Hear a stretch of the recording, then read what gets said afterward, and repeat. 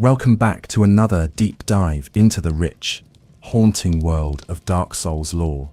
Tonight, we're embarking on what might be the most epic and tragic journey the series has ever offered, the complete story of Slave Knight Gael. Over the next 2 hours, we'll trace his incredible arc from humble beginning to apocalyptic end, exploring every detail of his quest that spans countless ages and ultimately leads to the very end of the world itself. So settle in, get comfortable, and prepare yourself for a tale that encompasses not just one man's determination, but the final chapter of an entire universe. This is the story of sacrifice, devotion, and what happens when someone is willing to carry the weight of the world on their shoulders, literally until the end of time. Tonight we follow Gael through his origins as a lowly slave knight, his transformation into a guardian figure, his impossible quest for the dark soul of man, and his final metamorphosis into something both terrible and beautiful. We'll witness how one character's journey becomes intimately connected to the fate of his lady, the painted world of Ariandel, and ultimately, the dark soul that represents humanity's true essence. The painted world awaits, the blood has dried, and at the end of all things, only Gael remains. Let's begin this epic descent into one of Dark Souls' most poignant and devastating stories. Chapter 1. The humble beginning of a slave knight. To understand the magnitude of Gael's eventual fate, we must first appreciate the depths from which he rose. In the hierarchical world of Dark Souls, few positions exist lower than that of a slave knight. These were not warriors born to nobility or blessed with natural talent. They were the forgotten, the downtrodden, the individuals whose society had deemed expendable, yet who somehow found purpose in service to something greater than themselves. Slave knights occupied the absolute bottom rung of martial society, while knights proper enjoyed status, respect, and the honor that came with their station. Slave knights were tools, useful perhaps, but ultimately disposable. They were given the most dangerous assignments, the suicide missions that no one else would accept, and they were expected to complete these tasks without question or complaint. Gael embodied everything that the term slave knight represented, yet somehow transcended its limitations through sheer force of will and devotion. His origins remain shrouded in mystery, lost to the countless ages that passed before his story truly began. We don't know what circumstances led him to take up the mantle of a slave knight, what tragedies or choices brought him to that humble station. Perhaps he was born into servitude, or maybe he chose this path as penance for some unknown transgression. What we do know is that unlike so many others who held similar positions, Gael possessed something extraordinary, an unshakable sense of purpose that would define every action he took for millennia to come. The armor that Gael wore told the story of his station as clearly as any heraldry. Unlike the shining plate mail of noble knights or the ornate gear of royal guards, slave knight armor was practical, utilitarian, and deliberately unremarkable. It was designed not to inspire awe or demonstrate status, but simply to keep its wearer alive long enough to complete whatever dangerous task they had been assigned. Gael's particular set showed the wear and tear of countless battles, countless missions undertaken in service to others. Yet, even in this humble beginning, there were signs that Gael was different from his peers. Where other slave knights might have grown bitter or resigned to their fate, Gael demonstrated a quiet dignity that set him apart. He approached each assignment, no matter how perilous or seemingly pointless, with the same careful attention and dedication that a master craftsman might bring to their finest work. This wasn't mere professionalism, it was something deeper, a personal code that demanded he give his best effort, regardless of how others might value that effort. The weapon Gael carried during this early period was as humble as his station, a simple greatsword that had seen better days. It wasn't forged by legendary smiths or blessed by powerful sorcerers. It was just a tool, worn smooth by use, nicked and scarred from countless encounters. But in Gael's hands, that simple blade became something more than the sum of its parts. He understood that a warrior's true strength didn't come from the quality of their equipment, but from the resolve they brought to its use. During his early years as a slave knight, Gael encountered countless other warriors who looked down upon him for his lowly status. Knights proper would barely acknowledge his existence, treating him as just another piece of equipment to be used and discarded when convenient. This treatment might have crushed a lesser man's spirit, but Gael seemed to draw strength from adversity. Each slight, each dismissal, each moment of disregard only reinforced his determination to prove that worth wasn't determined by birth or station, but by one's actions and the depth of their commitment. The missions assigned to slave knights were invariably the most dangerous and least desirable in any military organization. They were sent to clear out infested ruins, to scout enemy positions where survival was unlikely, to hold impossible defensive positions, while more important forces retreated to safety. Gael undertook all of these assignments without complaint, approaching each one with the same methodical preparation and unwavering resolve. It was during one of these early missions that Gael first demonstrated the quality that would define his entire existence: his willingness to go beyond what was asked of him in service to a greater cause. Assigned to investigate reports of undead activity in a remote village, Gael was expected to confirm the threat and report back so that proper knights could be dispatched to deal with the situation. Instead, he spent weeks in that village, not only clearing out the undead threat, but also helping the surviving villagers rebuild their defenses and establish new safety protocols. When his superiors questioned why he had exceeded his orders, Gael's response was characteristically simple: the people needed help, and he was capable of providing it. This incident established a pattern that would repeat throughout his early career. Gael consistently did more than was required because his personal sense of duty demanded it, not because he sought recognition or reward. As the years passed, other slave knights came and went, killed in action, transferred to different units, or simply disappearing into the chaos that defined much of the Dark Souls world. But Gael endured, becoming something of a fixture in the martial landscape. His reputation grew quietly, spread through whispered conversations among common soldiers who had witnessed his actions firsthand. He became known as someone you could depend on, someone who would never abandon a post or fail to complete a mission, no matter the personal cost. This reliability eventually caught the attention of higher-ranking officers who, while they might not have respected Gael personally, recognized his value as an asset. They began assigning him to increasingly important missions, tasks that required not just martial skill, but also judgment and discretion.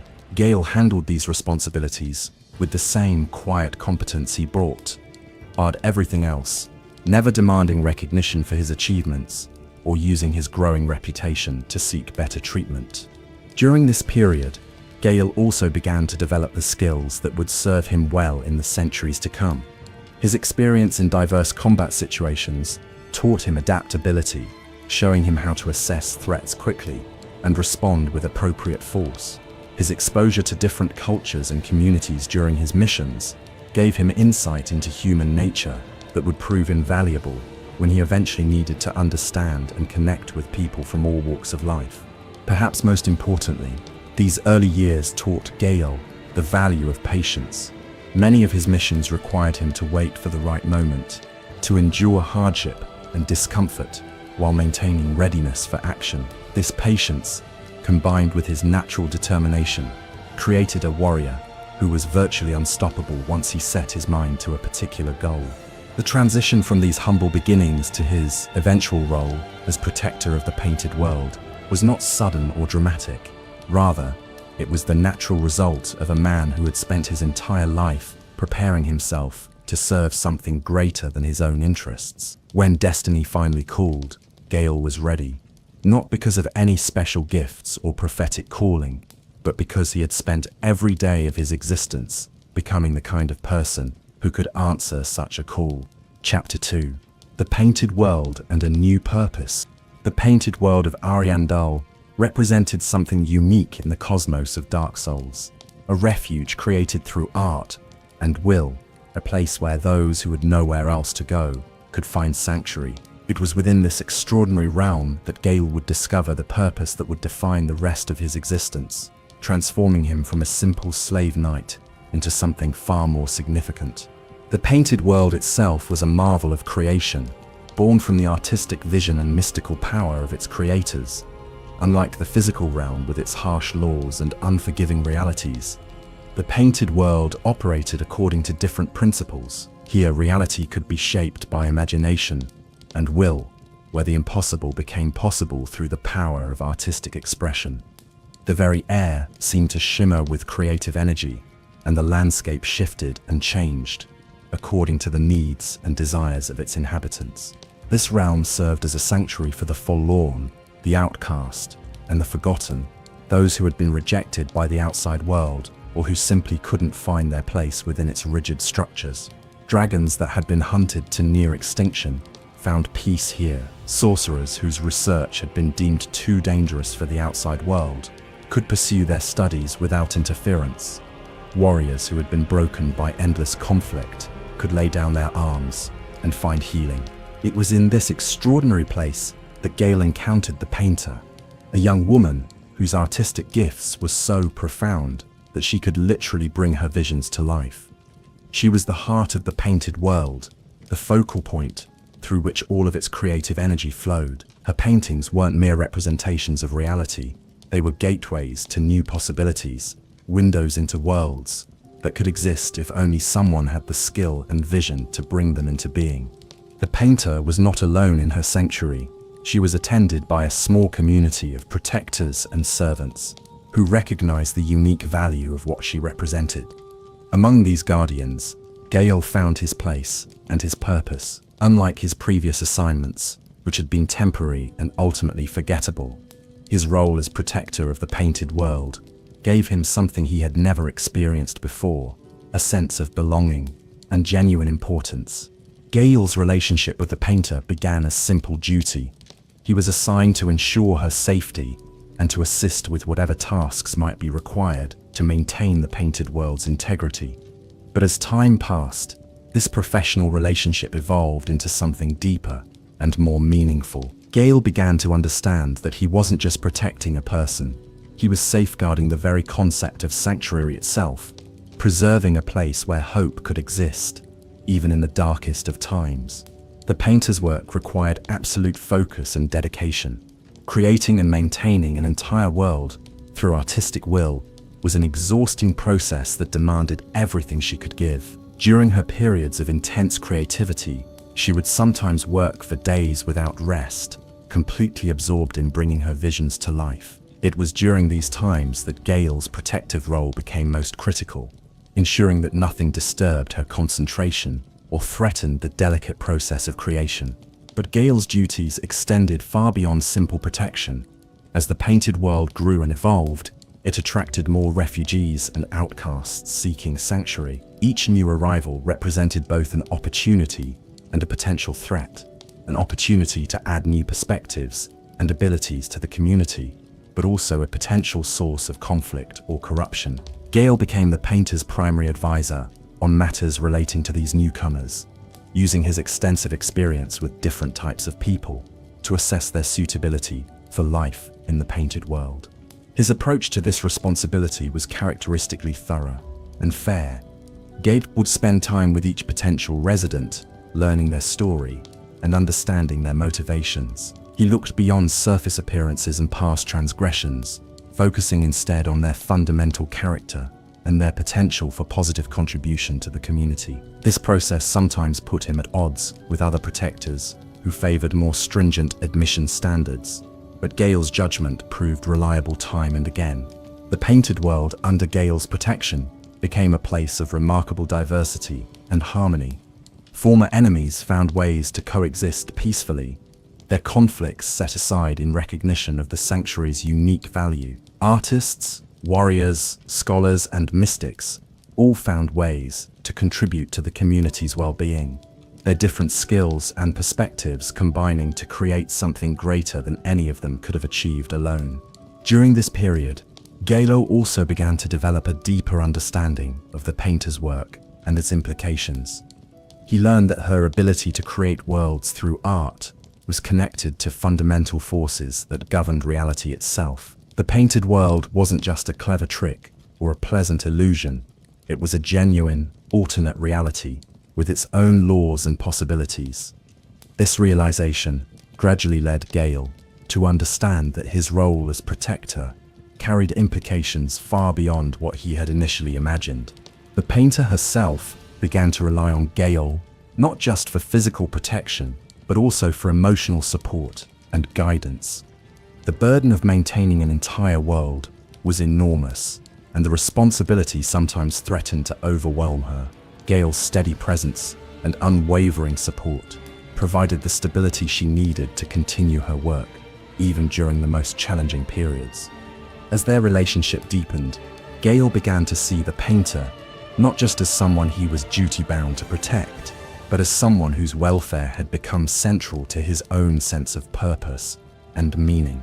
Her happiness became his happiness, her struggles became his struggles, and her dreams became dreams that he would move mountains to help achieve. This evolution from duty to devotion was gradual and natural, growing out of shared experiences and mutual respect. Gael never presumed to consider himself equal to the painter in terms of talent or importance, but he came to understand that his role in supporting her work was genuinely significant. Without his protection and assistance, the painter would not have been able to accomplish what she did, and the painted world would not have been able to flourish as it had. The painter, in turn, came to value Gael's contributions more than he perhaps realized. She saw in him qualities that he himself might not have recognized, a fundamental nobility that transcended his humble origins, a depth of character that made him worthy of the deepest trust and respect. In her eyes, Gael was not a slave knight, but a true guardian, someone whose dedication and sacrifice made her own work possible. This mutual recognition and respect laid the foundation for what would become one of the most poignant relationships in the entire Dark Souls universe. It was a bond forged not through romantic passion or family ties, but through shared purpose and genuine care for each other's well-being. This relationship would ultimately drive Gael to undertake the most extraordinary quest in gaming history, motivated not by personal ambition or glory, but by love and devotion to someone whose dreams he had made his own. The painted world during this golden period represented perhaps the closest thing to genuine peace and happiness that the Dark Souls universe had ever known. Under Gael's protection and the painter's guidance, it became a beacon of hope in a cosmos otherwise dominated by conflict and despair. But this peace was not destined to last forever, and the seeds of the great crisis that would transform Gael's life were already beginning to take root. Chapter 3: The Great Stagnation and Growing Concern. Even in paradise, entropy finds a way to creep in. The painted world of Ariandel, despite all its beauty and the devoted care of its inhabitants, was not immune to the fundamental laws that governed existence. As centuries passed, a subtle but persistent problem began to manifest. The painted world was growing stagnant, losing the vibrancy and dynamic energy that had made it such a remarkable sanctuary. This stagnation didn't occur suddenly or dramatically. Instead, it was a gradual process that took place over such an extended period that many inhabitants didn't initially recognize what was happening. The changes were subtle at first, colors that seemed slightly less vivid than before, creative energies that flowed just a bit less freely, new arrivals who found it slightly more difficult to adapt to life in the painted world. Gael, with his characteristic attention to detail and his intimate knowledge of the painted world's daily rhythms, was among the first to notice these subtle changes. His observations began as vague feelings of unease, a sense that something was different without being able to immediately identify what that something might be. The painted world still functioned, still provided sanctuary to those who needed it, but the effortless perfection that had characterized its early years was slowly giving way to something more labored and forced. The painter herself was deeply troubled by these developments. Her connection to the painted world was so intimate that she felt every fluctuation in its spiritual energy, every slight decrease in its creative potential. She spent countless hours in her studio, attempting to diagnose the problem and develop solutions, but the challenge proved more complex than anything she had previously encountered. Through careful study and experimentation, The painter and her advisors gradually came to understand the nature of their dilemma. The painted world, like all created things, was subject to a form of entropy that manifested as stagnation rather than decay. Over time, the creative energies that sustained it became less dynamic, less capable of generating the spontaneous changes and growth that characterized a healthy reality. This wasn't simply a matter of the painted world aging in the conventional sense. Rather, it was experiencing a fundamental loss of vitality that threatened its long-term viability as a sanctuary. If left unchecked, this stagnation would eventually render the painted world incapable of sustaining new life or adapting to changing circumstances, effectively transforming it from a living sanctuary into a beautiful but lifeless museum. The implications of this discovery were profound and troubling. All of the refugees and outcasts who had found safety in the painted world faced the prospect of losing their sanctuary. More immediately concerning was the effect that prolonged stagnation might have on the painter herself. Her intimate connection to the painted world meant that its decline would inevitably impact her own well-being and creative abilities. Gael watched these developments with growing alarm and determination. He had devoted his life to protecting the painter and preserving the painted world, and he was not about to accept its slow death without a fight. His military background had taught him to think strategically about problems, to analyze challenges and develop solutions rather than simply accepting defeat. The stagnation of the painted world represented the greatest threat he had ever faced, but also the most important battle he would ever fight. Research into the problem revealed that similar stagnation had affected other painted worlds in the past. Ancient texts and obscure scholarly works described cycles of creation, vitality, decline, and renewal that seemed to be an inherent part of such artificial realities. The key to breaking these cycles lay in a process called renewal, essentially the complete destruction and recreation of the painted world using fresh creative energies. However, renewal came with its own set of challenges and requirements.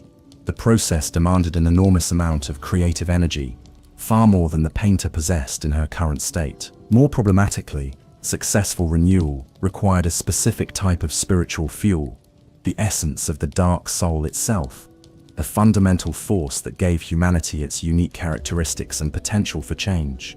The dark soul was not something that could be easily obtained or casually used. It was the most precious and closely guarded aspect of human existence, the source from which all human potential flowed. To gather enough dark soul essence to fuel the painted world's renewal would require a quest of unprecedented scope and difficulty, one that might take centuries to complete, and would certainly involve enormous personal sacrifice.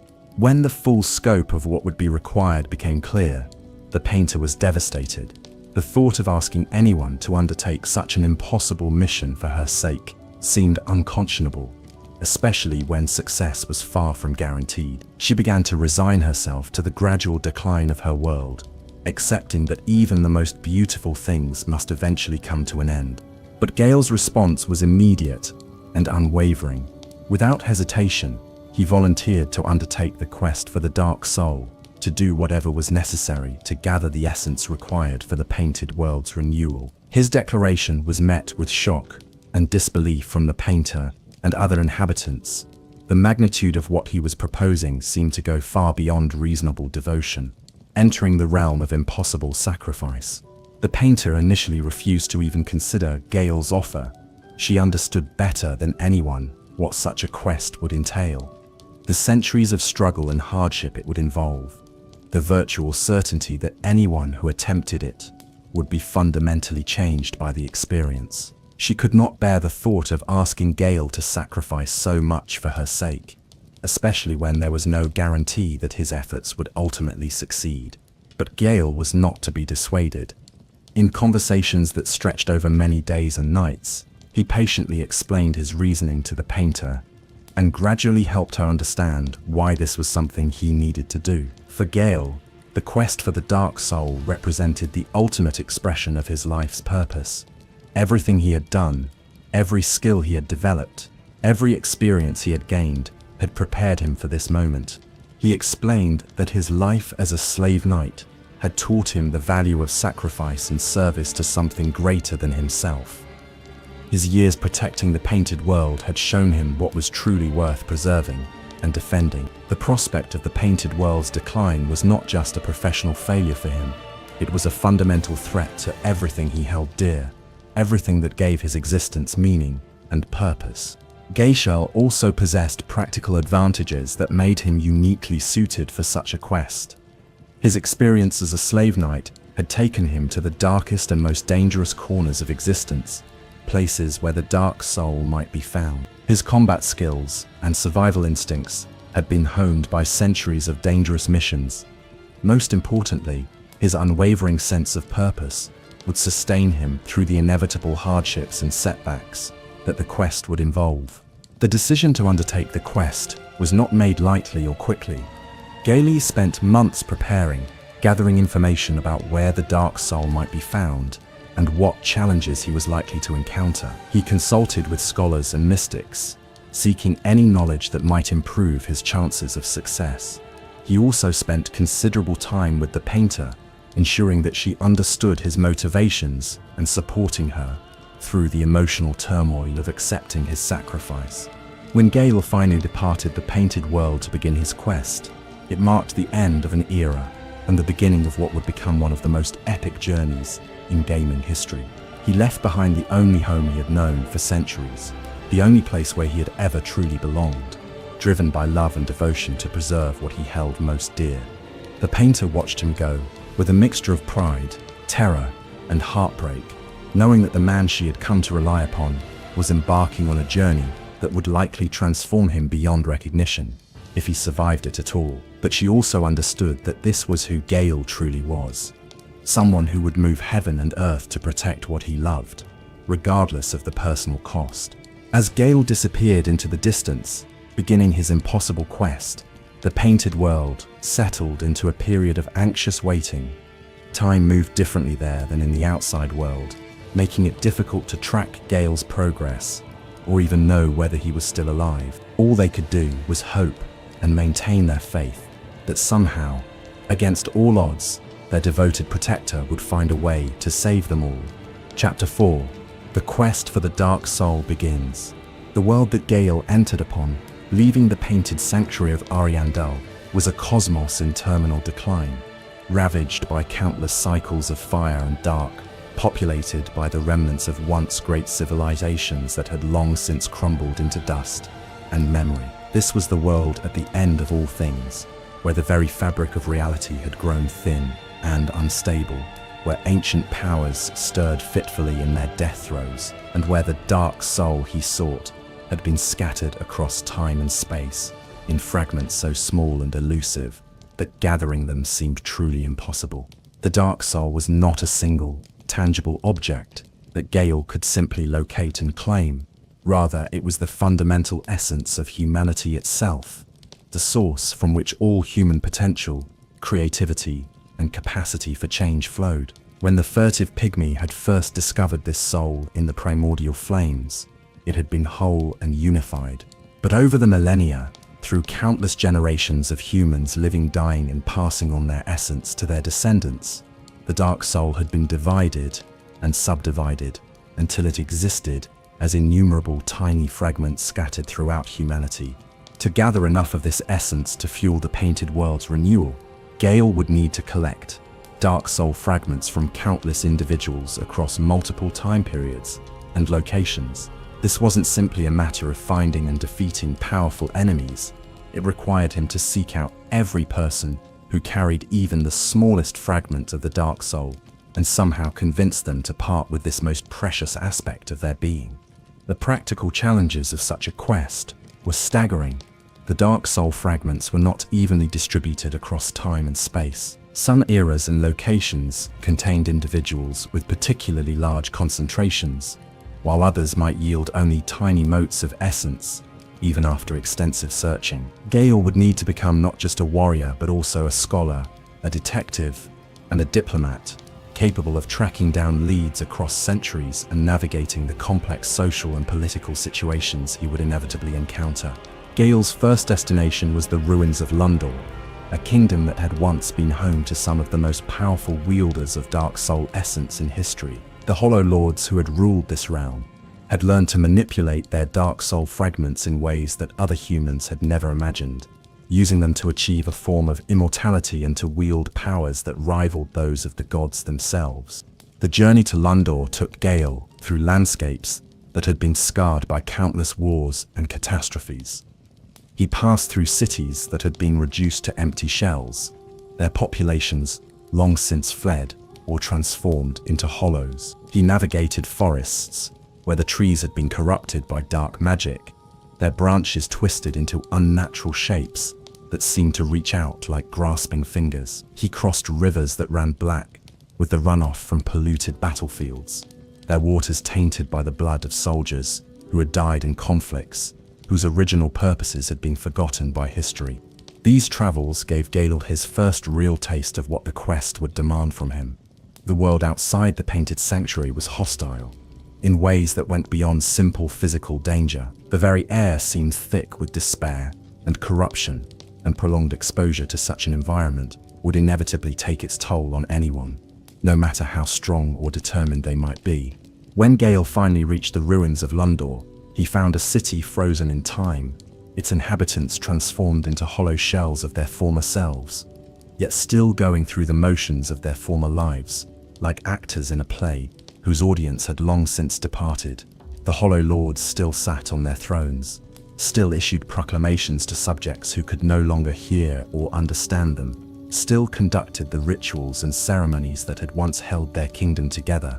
Extracting Dark Soul essence from these powerful but corrupted beings required Gael to engage in combat, unlike anything he had previously experienced.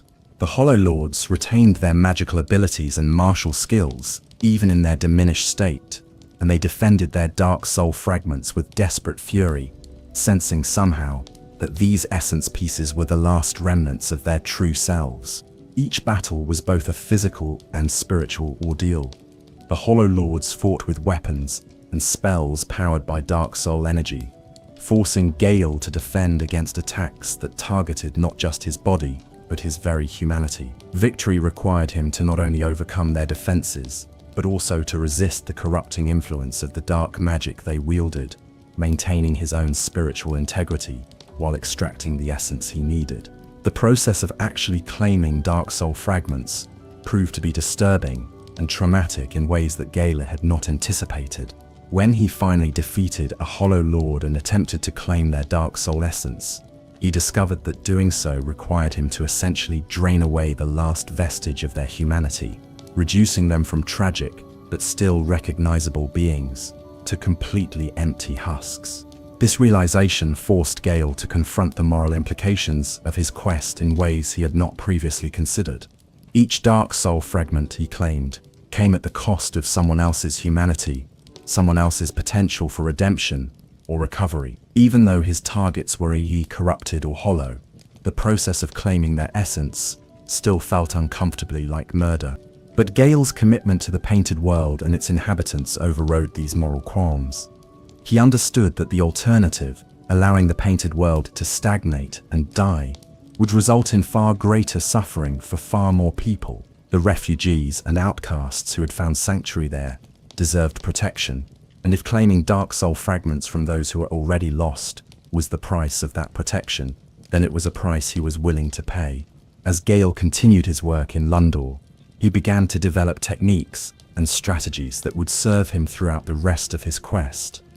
He learned to identify individuals who carried particularly large Dark Soul fragments, allowing him to focus his efforts on the most productive targets. He developed combat tactics specifically designed to overcome the unique challenges posed by Dark Soul-powered opponents. Most importantly, he began to understand how to shield his own Dark Soul essence from corruption, protecting his fundamental humanity even as he was forced to perform increasingly inhuman acts. The weeks Gael spent in Lundor yielded a substantial collection of Dark Soul fragments, but also provided him with a sobering understanding of the scale of the task before him. The essence he had gathered, while significant, represented only a tiny fraction of what would be needed for the painted world's renewal. At the rate he was progressing, The quest might take centuries to complete, assuming he could survive that long and maintain his sanity in the face of such prolonged exposure to corruption and despair. From Lundor, Gael's quest took him to the ruins of other great kingdoms and civilizations, each presenting its own unique challenges and opportunities. He visited the remains of Ulashil, where sorcerers had once delved too deeply into the mysteries of the abyss. He explored the catacombs beneath the undead Berg, seeking the dark soul fragments of long-dead heroes and villains. He traveled to distant lands whose names had been forgotten by history, following rumors and legends that might lead him to concentrations of the essence he sought. Each location required Gael to adapt his approach to local conditions and circumstances. In some places, he could operate openly, presenting himself as a warrior on a holy quest. In others, he was forced to work in secret, carefully infiltrating communities and identifying targets without revealing his true purpose. Some targets could be convinced to part with their dark soul essence willingly, understanding the importance of his mission. Others fought to the death to protect what they saw as their most precious possession. The psychological toll of this work was enormous. Gael was forced to become increasingly ruthless and calculating, viewing other people primarily as potential sources of dark soul essence, rather than as individuals deserving of compassion and respect. The gentle, protective nature that had characterized his time in the painted world gradually gave way to a harder, more pragmatic approach that prioritized results over sentiment. Yet throughout this transformation, Gael never lost sight of his ultimate purpose. Every dark soul fragment he claimed brought him one step closer to returning to the painted world, with the essence needed for its renewal. Every moral compromise he made was justified by the knowledge that his actions would ultimately preserve a sanctuary for countless refugees and outcasts who had nowhere else to turn. As the years passed and Gael's collection of dark soul essence grew, he began to attract attention from other powerful entities who recognized the significance of what he was attempting. Some sought to aid him, understanding the nobility of his quest. Others saw him as a threat to their own plans and power bases, attempting to stop him through direct confrontation or subtle sabotage. These encounters forced Gael to become not just a collector of dark soul essence, but also a warrior capable of defending his accumulating treasure against increasingly formidable opponents. His fighting skills, already considerable, continued to evolve and improve as he faced challenges that would have destroyed lesser warriors. His equipment, constantly upgraded and modified to meet new threats, gradually transformed from the simple gear of a slave knight into an arsenal worthy of a legendary hero. But perhaps the most significant change occurring in Gael during this period was his growing understanding of the dark soul itself. Through constant exposure to its essence and countless encounters with those who wielded its power, he began to develop an intuitive grasp of its nature and potential that few humans had ever achieved. This knowledge would prove crucial as his quest entered its most challenging and dangerous phase. Chapter 5: The Long Hunt Through Time and Space. As Gael's quest progressed through its second decade, the nature of his mission evolved from a challenging but straightforward collection task into something far more complex and demanding. The easily accessible dark soul fragments had been claimed, and those that remained were hidden in increasingly remote and dangerous locations, protected by individuals and entities of tremendous power, or scattered across time periods that required extraordinary effort to reach. The world itself seemed to be working against Gael's efforts. The fabric of reality had grown so thin and unstable that traveling between different eras and locations required him to navigate treacherous currents of time and space that could strand him in hostile dimensions or erase him from existence entirely.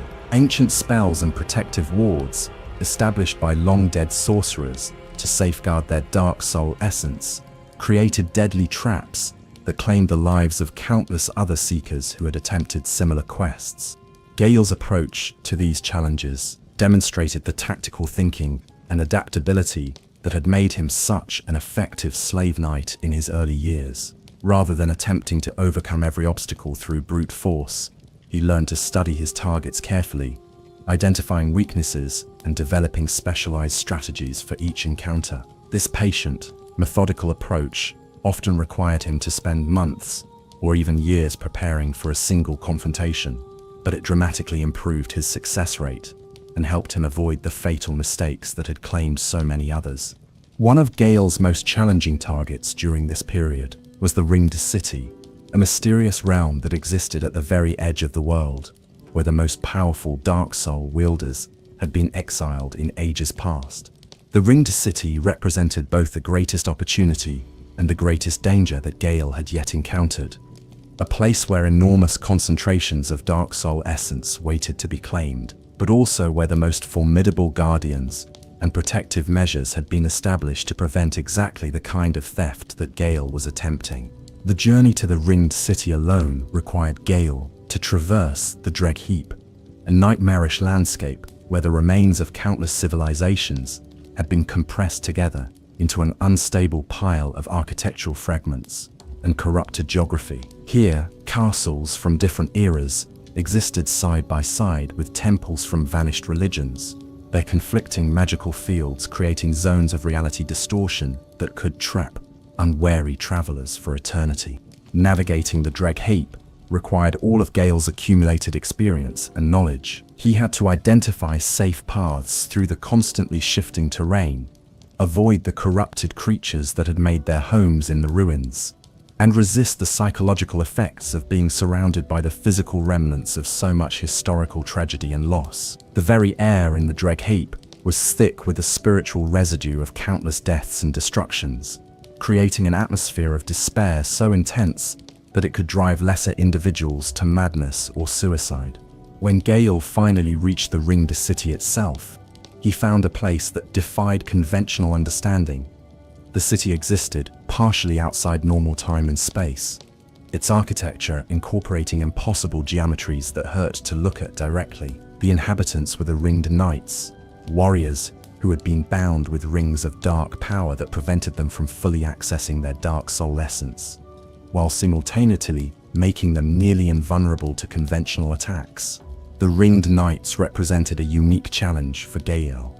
Unlike the hollow shells he had encountered in other locations, these warriors retained their intelligence, their combat skills, and their fierce loyalty to their oath to protect the city and its secrets. They recognized Gael as a threat from the moment he entered their domain and mobilized with military precision to stop him from achieving his goals. The battles Gael fought in the Ringed City were epic in scope and devastating in their intensity. The Ringed Knights fought with weapons and armor that had been forged specifically to combat Dark Soul wielders, giving them advantages that Gael had rarely encountered in his previous battles. Their coordinated tactics and intimate knowledge of the city's layout allowed them to control the pace and location of combat, forcing Gael to fight on their terms rather than his own. But Gael's centuries of experience and his growing mastery of Dark Soul manipulation eventually proved decisive. He learned to exploit the very rings that gave the knights their power, using techniques he had developed during his long quest to turn their protective enchantments against them. One by one, he defeated the city's guardians and claimed the Dark Soul essence they had been protecting. The process of extracting Dark Soul fragments from the Ringed Knights was particularly disturbing for Gael. Unlike his previous targets, these warriors were not corrupted or hollow. They were honorable individuals who were simply doing their duty to protect something they believed was important. Each victory felt less like triumph and more like murder, forcing Gael to confront the increasingly questionable morality of his actions. Yet the quantity of Dark Soul essence he obtained from the Ringed City was enormous, representing months or even years of progress toward his ultimate goal. The Ringed Knights had been chosen for their roles precisely because they carried large fragments of the Dark Soul, making them incredibly valuable targets despite the moral complications involved in claiming their essence. From the Ringed City, Gael's quest took him to even more remote and dangerous locations. He visited pocket dimensions that existed in the spaces between realities, seeking the Dark Soul fragments of individuals who had been banished from normal existence. He traveled to the past, using ancient rituals and artifacts to reach time periods where particularly powerful Dark Soul wielders had lived and died. These temporal journeys were especially hazardous, as they required Gael to navigate not only the physical dangers of different eras, but also the risk of creating paradoxes or alterations that could unravel the fabric of history itself. He was forced to operate with extreme caution, taking only what he needed and avoiding any actions that might have significant historical consequences. During one such temporal expedition, Gael encountered a version of himself from an earlier period, the slave knight he had been before beginning his quest. This meeting was profoundly unsettling for both versions of Gael, forcing the quest-hardened warrior to confront how much he had changed and what he had lost in pursuit of his goal. The earlier Gael was shocked and horrified by what he saw his future self had become, while the quest-hardened Gael felt a deep sadness for the innocence and idealism that his younger self still possessed. This encounter served as a turning point in Gael's psychological development. For the first time since beginning his quest, he was forced to truly examine the price he was paying for his devotion to the painted world. The gentle protector, who had once found joy in simple acts of service, had been transformed into something harder, more calculating, and infinitely more dangerous. The question that haunted him was whether this transformation was a necessary evolution or a tragic corruption of everything he had once represented. Despite these growing doubts and moral complications, Gael continued his quest with unwavering determination.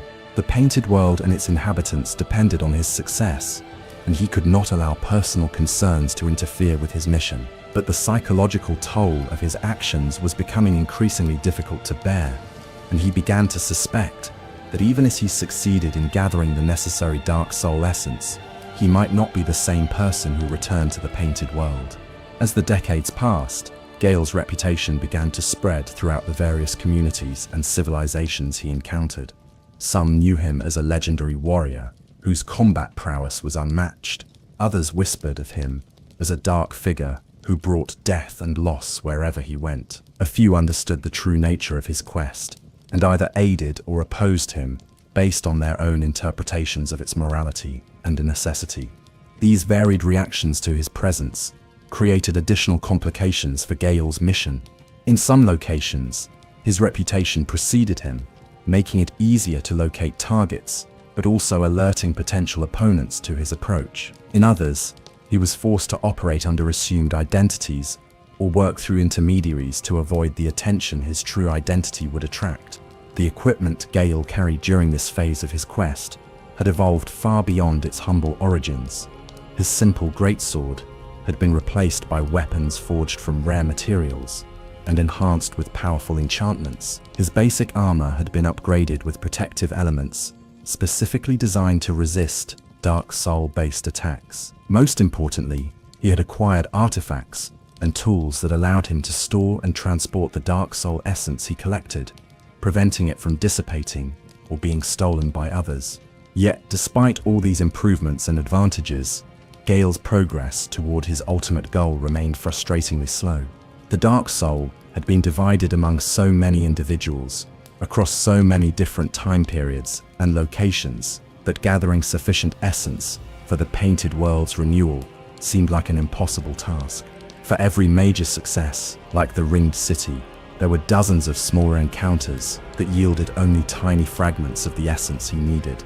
This slow progress forced Gael to confront the possibility that his quest might never be completed through conventional means.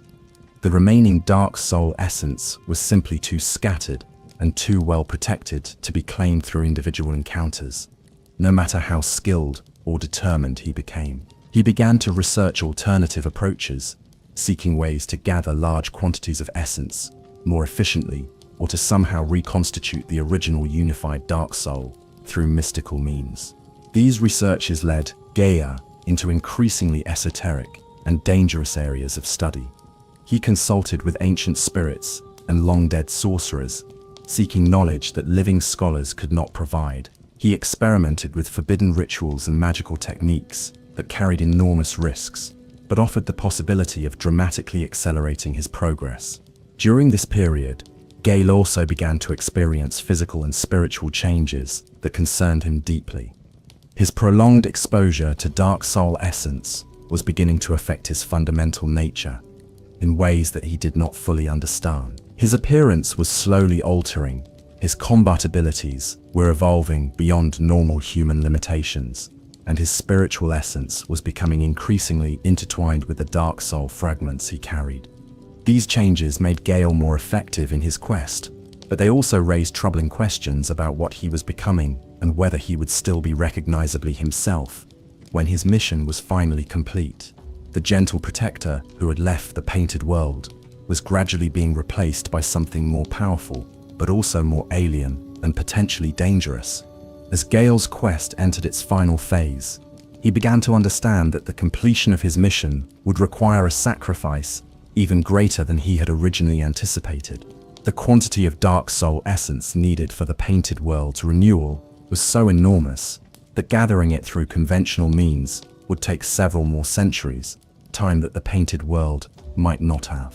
The only way to obtain sufficient essence quickly enough to matter would be to somehow claim the concentrated dark soul fragments of the most powerful individuals in existence, a task that would require him to become something far beyond a simple slave knight.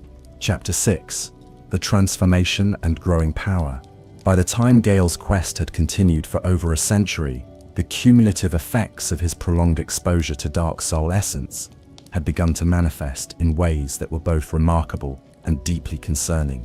The humble slave knight who had departed the painted world with noble intentions was gradually being transformed into something far more powerful and complex, a being whose very nature was becoming increasingly intertwined with the fundamental forces he sought to collect and control. The physical changes in Gael's appearance were the most immediately obvious manifestation of his transformation. His once modest stature had increased significantly, his frame expanding to accommodate the enormous spiritual energy he now carried within himself. His skin had taken on a grayish pallor that spoke of his deep connection to the dark soul, while his eyes had developed an otherworldly luminescence that made them appear almost prophetic in their intensity. More significantly, Gael's combat abilities had evolved far beyond anything that could be achieved through normal training or experience. His strength had increased to supernatural levels, allowing him to wield weapons that would have been impossibly heavy for an ordinary warrior. His speed and reflexes had been enhanced to the point where he could react to threats and opportunities faster than most opponents could even perceive them. His endurance seemed virtually limitless, enabling him to fight for hours or even days without showing signs of fatigue. These physical enhancements were accompanied by new spiritual abilities that allowed Gael to manipulate dark soul essence in ways that few humans had ever achieved. He could sense the presence of dark soul fragments from enormous distances, tracking them across time and space with an accuracy that bordered on the supernatural. He could also influence the behavior of other dark soul wielders to some degree, using his accumulated essence to create emotional and psychological effects that made his targets more vulnerable to his attacks. Perhaps most importantly, Gael had developed the ability to temporarily absorb and integrate dark soul fragments without immediately processing them for storage. This allowed him to access the memories, skills, and knowledge of his targets, gaining insights that proved invaluable in locating other sources of dark soul essence. Each absorption made him more knowledgeable and more capable, but also further removed from his original human nature. The psychological effects of Gael's transformation were equally profound and far more troubling. The gentle compassion that had characterized his early years as a protector had been gradually eroded by decades of violence and moral compromise. He found himself increasingly unable to relate to normal human concerns and emotions, viewing other people primarily as obstacles to overcome or resources to exploit in pursuit of his greater mission. This emotional detachment was both a blessing and a curse for Gael's quest.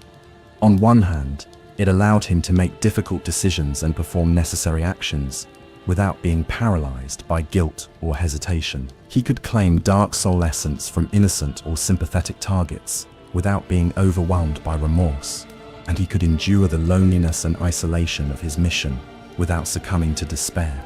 On the other hand, this growing inhumanity threatened to undermine the very purpose of his quest.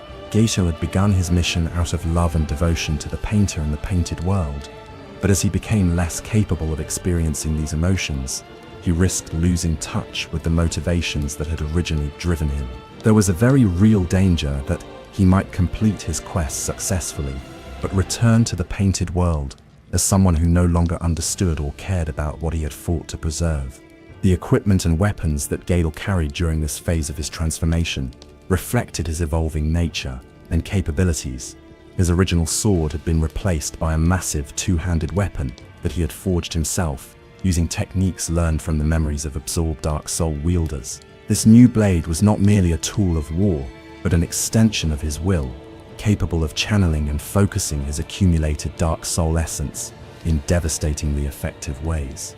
His armor had similarly evolved, incorporating elements from dozens of different sets of equipment that he had claimed from defeated opponents. The resulting ensemble was a unique hybrid that provided protection against both physical and spiritual attacks, while also enhancing his ability to manipulate Dark Soul essence. Most notably, his armor included a distinctive red hood that had become his signature feature, marking him as the legendary figure that scholars and warriors throughout the world had begun to call the Red Knight. The cape or cloak that Gael wore during this period was perhaps the most significant element of his equipment, both practically and symbolically. This garment was woven from fibers that had been infused with Dark Soul essence, giving it properties that went far beyond simple protection from the elements. The cloak could deflect magical attacks, provide limited flight capabilities, and even serve as a storage medium for Dark Soul fragments that Gael had not yet processed. More importantly, the red cloak served as a visual representation of Gael's transformation and the price he was paying for his quest. The deep crimson color was not a dye or pigment, but rather the result of the countless battles he had fought and the enormous amount of blood, both his own and that of his enemies, that had been spilled in pursuit of his goal. Every Dark Soul fragment he claimed left its mark on the cloak, creating a tapestry of sacrifice and determination that told the story of his impossible mission. During this period, Gael's reputation throughout the various realms and time periods he visited reached legendary status. Stories of the Red Knight spread among warriors, scholars, and common people alike, each group interpreting his actions and motivations according to their own understanding and cultural context. Some viewed him as a hero on a noble quest to save a sanctuary for the lost and forgotten. Others saw him as a dangerous rogue who threatened the natural order through his relentless pursuit of power. These varied interpretations of Gael's mission created both opportunities and obstacles for his continued progress. In some communities, his legendary status opened doors and provided access to information and resources that would otherwise have been unavailable. Scholars who possessed knowledge of Dark Soul locations were more willing to share their research with someone of his reputation, and warriors who might have opposed him instead chose to assist his mission out of respect for his achievements.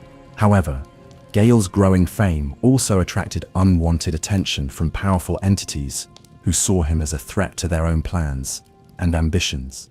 Ancient beings who had spent millennia accumulating Dark Soul essence for their own purposes recognized Gael as a competitor who might interfere with their long-term goals.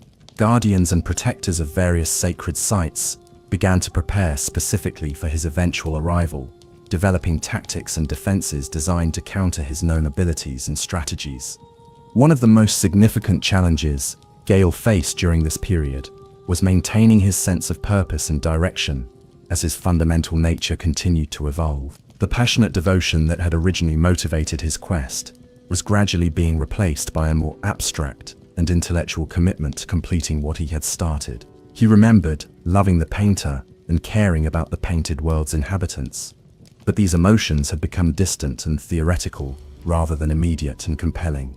This emotional disconnection created a crisis of identity for Gael that threatened to derail his entire mission. If he no longer truly cared about the painted world and its inhabitants, what was the point of continuing a quest that had already cost him so much? The practical answer was that he had invested too much time and effort to stop now, but this rational justification felt hollow compared to the passionate devotion that has sustained him through the early years of his mission. To combat this growing sense of purposelessness, Gael began to rely more heavily on the memories and emotions he had absorbed from his targets. By periodically accessing the recollections of individuals who had experienced deep love, loyalty, and sacrifice, he could temporarily reconnect with similar feelings and remind himself of why his quest mattered.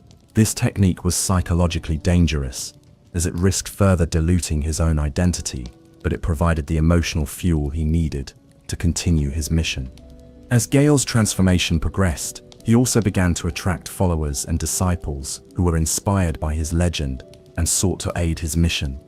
These individuals came from all walks of life and represented a wide range of motivations. Some were genuine believers in the nobility of his cause, who wanted to contribute to preserving the painted world.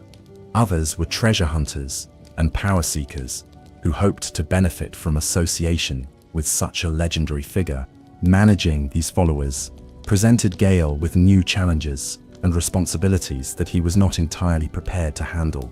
His growing inhumanity made it difficult for him to understand and respond to their emotional needs and personal motivations. More problematically, many of his followers carried their own dark soul fragments, making them potential targets for his quest, even as they sought to assist him. This situation forced Gael to confront some of the most difficult moral questions of his entire mission. Was he obligated to claim dark soul essence from willing allies who possessed it, even if doing so would cause them harm? Could he justify accepting their help while secretly viewing them as resources to be eventually exploited? These questions had no easy answers, and Gael's responses to them would significantly influence the final phase of his quest. The knowledge and abilities that Gael had gained through his transformations also opened up new possibilities for accelerating his progress toward his ultimate goal. He had learned enough about the nature of the dark soul to begin experimenting with techniques for artificially concentrating and amplifying the essence he had already collected. These experiments carried enormous risks. Failure could result in the loss of everything he had gathered, but success might allow him to complete his mission decades or even centuries ahead of schedule. As Gael continued to evolve and grow in power, he began to understand that his quest was approaching a critical juncture. The easy targets had been claimed, and those that remained would require increasingly extreme measures to overcome. The final phase of his mission would demand sacrifices that went beyond anything he had previously contemplated, transformations that would fundamentally alter not just his appearance and abilities, but his very essence as a conscious being. The question that haunted Gael as he prepared for this final phase was whether the being who eventually returned to the painted world would still be recognizably the same person who had departed with such noble intentions. The answer to that question would determine not only the success of his quest, but also whether that success would ultimately prove to be worth the price that had been paid to achieve it. Chapter 7: The Ringed City Revelation. After more than 2 centuries of tireless searching, Gael's quest led him back to the Ringed City. But this time, his purpose and understanding were fundamentally different from his earlier visit. Through decades of research and accumulated knowledge gained from absorbed dark soul fragments, he had learned of a secret that transformed his entire mission from a seemingly impossible collection task into something with an actual endpoint: the revelation that the concentrated blood of the dark soul's original possessors still existed, hidden in the deepest sanctuaries of this ancient city. The Ringed City that Gael encountered on this return visit bore little resemblance to the place he had raided decades earlier. Time and entropy had continued their relentless work, transforming the already surreal architecture into something even more twisted and otherworldly. Buildings that had once defied conventional geometry now existed in states of partial collapse that somehow remained stable, their impossible angles creating optical illusions that could drive observers to madness if studied too closely. The few remaining inhabitants of the Ringed City had undergone their own transformations during the intervening years. The Ringed Knights who had survived Gael's previous assault had become even more deeply integrated with their protective enchantments their humanity almost entirely subsumed into their roles as eternal guardians. Other residents had devolved into primitive creatures that retained only the most basic elements of their original forms, their minds and bodies broken by prolonged exposure to the reality distortions that permeated their environment. But it was the revelation about the Pygmy Lords, the original possessors of the Dark Soul, that had drawn Gael back to this nightmarish place. Through his research, he had learned that these ancient beings had not been destroyed or lost to history, as most scholars believe. Instead, they had been imprisoned in the deepest levels of the Ringed City, their bodies preserved in a state of living death, while their blood, which contained the most concentrated form of Dark Soul essence imaginable, was slowly harvested for unknown purposes. The location of this prison was one of the most closely guarded secrets in the Ringed City's history. Even the Ringed Knights, who had sworn to protect the city's mysteries, were unaware of the exact location or the nature of what they were guarding. The knowledge existed only in ancient texts written in languages that had been forgotten for millennia, and in the memories of beings so old and alien that communication with them required extraordinary skill and preparation. Gael's approach to uncovering these secrets demonstrated how much his methods and capabilities had evolved since the beginning of his quest. Rather than relying primarily on combat prowess and brute force, he now employed a sophisticated combination of scholarship, diplomacy, and supernatural perception to achieve his goals. He could read the spiritual resonance of ancient stones to learn about events that had occurred centuries ago, and communicate with the restless spirits of long-dead scholars, and piece together fragmentary clues from dozens of different sources to create coherent pictures of historical truth. The process of locating the Pygmy Lords' prison took Gael months of careful investigation and exploration. He had to navigate not only the physical maze of the Ringed City's architecture, but also layers of magical protection and misdirection that had been established specifically to prevent anyone from discovering what lay hidden in the city's depths. Some of these protections were so ancient and powerful that even Gael's enhanced abilities were barely sufficient to overcome them. When Gael finally discovered the entrance to the prison, he found himself standing before a structure that challenged his understanding of reality itself. The doorway was simultaneously enormous and tiny, ancient and newly created, solid and ethereal. Looking at it directly caused vertigo and nausea, while approaching it required him to navigate spatial distortions that made each step an exercise in willpower and determination. The interior of the prison was even more disturbing than its entrance. Gael found himself in a vast chamber that existed partially outside normal space and time, its dimensions shifting and changing according to rules that had nothing to do with conventional physics. The walls were covered with carvings and inscriptions that hurt to look at, their meanings conveying concepts that human minds were not designed to comprehend. At the center of this impossible space, Gael finally encountered his ultimate targets, the Pygmy Lords themselves. These were not the corrupted shells or hollow remnants that he had grown accustomed to fighting, but rather beings of immense power and awareness who had somehow retained their consciousness despite centuries of imprisonment and torment. They recognized Gael immediately as a threat to their existence and responded with a fury and desperation that made all of his previous battles seem like mere training exercises. The Pygmy Lords fought with abilities that transcended normal combat entirely. They could manipulate reality itself as a weapon, creating attacks that existed simultaneously in multiple dimensions and time periods. They could strike at Gael's past and future selves, attempting to unravel his existence across all of time. Most dangerously, they could directly assault his accumulated Dark Soul essence, threatening to drain away centuries of progress in moments. The battle that followed was unlike anything Gael had previously experienced. A conflict that took place on multiple levels of reality simultaneously.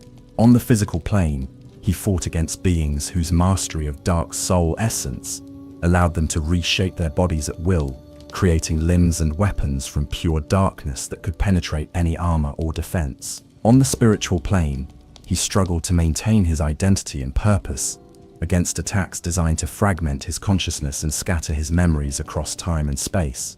What made this confrontation particularly challenging for Gael was that the Pygmy Lords were not inherently evil or corrupt. They were the original possessors of the dark soul, beings who had never chosen to divide or dilute their essence as their descendants had done. In many ways, they represented humanity in its purest and most powerful form, making Gael's assault on them a kind of symbolic patricide that carried enormous psychological and spiritual weight. The Pygmy Lords, for their part, understood exactly what Gael represented and what his mission entailed. They knew that his success would mean their destruction and the theft of the essence that defined their very existence. But they also recognized the nobility of his ultimate goal, even as they were compelled to oppose it with every weapon at their disposal. This created a tragic dynamic where beings who might otherwise have been allies were forced into mortal combat by circumstances neither had chosen. As the battle progressed, Gael began to understand that victory through conventional means was impossible. The Pygmy Lords were simply too powerful and too knowledgeable about dark soul manipulation for him to defeat them in straightforward combat. To succeed, he would need to employ tactics that went beyond anything he had previously attempted, techniques that would require him to risk everything he had accumulated over the centuries of his quest. The solution Gael eventually discovered was as elegant as it was terrifying. Rather than attempting to overpower the Pygmy Lords directly, he would absorb their attacks and integrate their dark soul essence into himself, using his own accumulated collection as a buffer and catalyst for the process. This approach turned the battle into a kind of spiritual consumption, where victory would come not through defeating his opponents, but through literally becoming them. The risks of this strategy were enormous.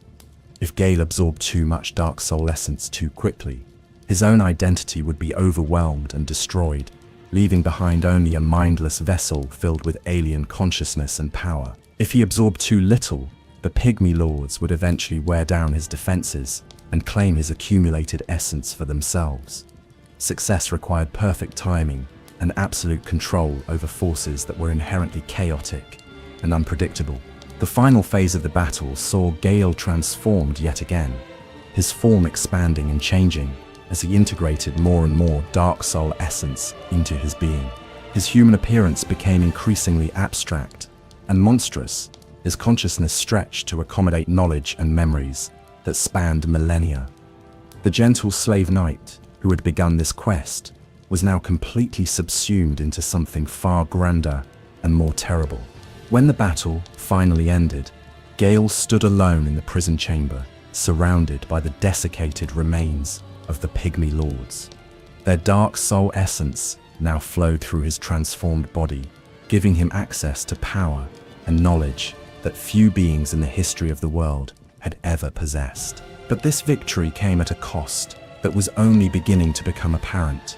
The final transformation had pushed Gael beyond the boundaries of recognizable humanity, turning him into something that existed more as a force of nature than as a conscious individual. The blood that Gael had sought throughout his entire quest was now literally part of his own being, integrated so thoroughly into his essence that separating it would be impossible without destroying him entirely. This presented him with a final, ultimate challenge: how to return to the painted world and provide the essence needed for its renewal, when doing so would require him to sacrifice the very existence he had spent centuries building and protecting. The irony of his situation was not lost on Gael. Even in his transformed state, he had succeeded beyond his wildest dreams in gathering the dark soul essence needed for the painted world's renewal. But the process of achieving that success had changed him so fundamentally that he could no longer be the person who returned to enjoy its benefits. The quest that had begun with love and devotion would end with the ultimate expression of those same emotions, a final sacrifice that would preserve what he held dear at the cost of his own existence. Chapter 8: The Final Transformation. In the aftermath of his confrontation with the Pygmy Lords, Gael found himself fundamentally altered in ways that went far beyond his previous transformations. The enormous quantity of dark soul essence he had absorbed didn't simply add to his existing power. It catalyzed a complete metamorphosis that restructured his very being at the most basic level.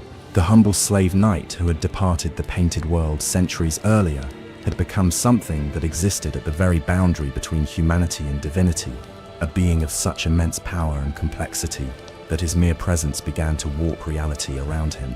The physical changes in Gael's form were immediately apparent and deeply unsettling. His human proportions had become completely distorted, with his torso elongating to accommodate the enormous spiritual energy he now contained. His limbs had grown to match his expanded frame, but their movements retained an eerie grace that spoke of perfect control over forces that should have been impossible to manage. Most disturbing of all, his skin had taken on a texture and appearance that seemed to shift between flesh and shadow, as if his physical form was no longer entirely committed to existing in a single state of reality. Gael's face, once kind and weathered from years of honest service, had become something that defied easy description. His features retained enough human characteristics to be recognizable as having once belonged to a person, but they had been stretched and altered in ways that made them appear simultaneously ancient and timeless. His eyes now glowed with an inner light that seemed to contain entire galaxies, and looking into them for too long could cause observers to lose themselves in visions of cosmic scope and terrifying beauty. The red cloak that had become Gael's signature feature during his quest had undergone its own transformation, evolving from a simple garment into something that appeared to be woven from the very essence of sacrifice and determination. The fabric now moved with a life of its own, flowing and shifting in response to Gael's emotional state and the spiritual energies that coursed through his transformed body. When he moved, the cloak created patterns in the air that told the story of his impossible journey, each fold and wave a testament to the countless battles he had fought and the enormous price he had paid for his devotion. But it was the weapon that Gael now wielded that most clearly demonstrated the magnitude of his transformation. What had begun as a simple greatsword had evolved into something that challenged conventional understanding of what a weapon could be. The blade itself seemed to be forged from crystallized, dark soul essence, its edge so sharp that it could cut through the fabric of reality itself. The weapon's size had increased to match Gael's expanded proportions, making it larger than most warriors could even lift. Yet Gael wielded it with the same fluid grace he had shown with his original, humble blade. The psychological effects of Gael's final transformation were even more profound than the physical changes. The absorption of the Pygmy Lord's essence had given him access to memories and knowledge that spanned the entire history of the Dark Soul, from its discovery in the primordial flames to its fragmentation across countless generations of humanity. This vast accumulation of information and experience had expanded his consciousness to cosmic proportions, allowing him to perceive patterns and connections that were invisible to normal minds. Yet this expanded awareness came at the cost of his individual identity and personality. The gentle protector, who had once found joy in simple acts of service, was now buried beneath layers of alien knowledge and power that threatened to overwhelm any trace of his original self. Gael could still remember his love for the painter and his devotion to the painted world, but these emotions felt distant and abstract, like stories he had heard about someone else, rather than feelings he had personally experienced. The transformation had also given Gael abilities that went far beyond anything he had previously possessed. He could now manipulate time and space with casual ease, stepping between different moments and locations, as simply as walking through doorways. His control over Dark Soul essence had become so complete that he could reshape reality itself according to his will, creating or destroying matter and energy with mere thoughts. Most significantly, he had gained the ability to see across all possible futures and pasts, understanding not just what had happened or would happen, but what could happen under different circumstances. These godlike abilities created new challenges and responsibilities that Gael was not entirely prepared to handle. The power to reshape reality came with the burden of understanding the consequences of every possible action, making simple decisions impossibly complex. Every choice he made could ripple across time and space in ways that might affect countless lives and civilizations, forcing him to consider factors that no human mind had ever been designed to comprehend. The loneliness of Gael's transformed existence was perhaps its most tragic aspect. His expanded consciousness allowed him to perceive and understand things that no other being could share or appreciate, even if he encountered others with similar power. Their experiences and perspectives would be fundamentally different from his own, making meaningful communication or connection nearly impossible. He had become a cosmic force of nature, capable of great works but incapable of the simple human relationships that had once given his life meaning and purpose.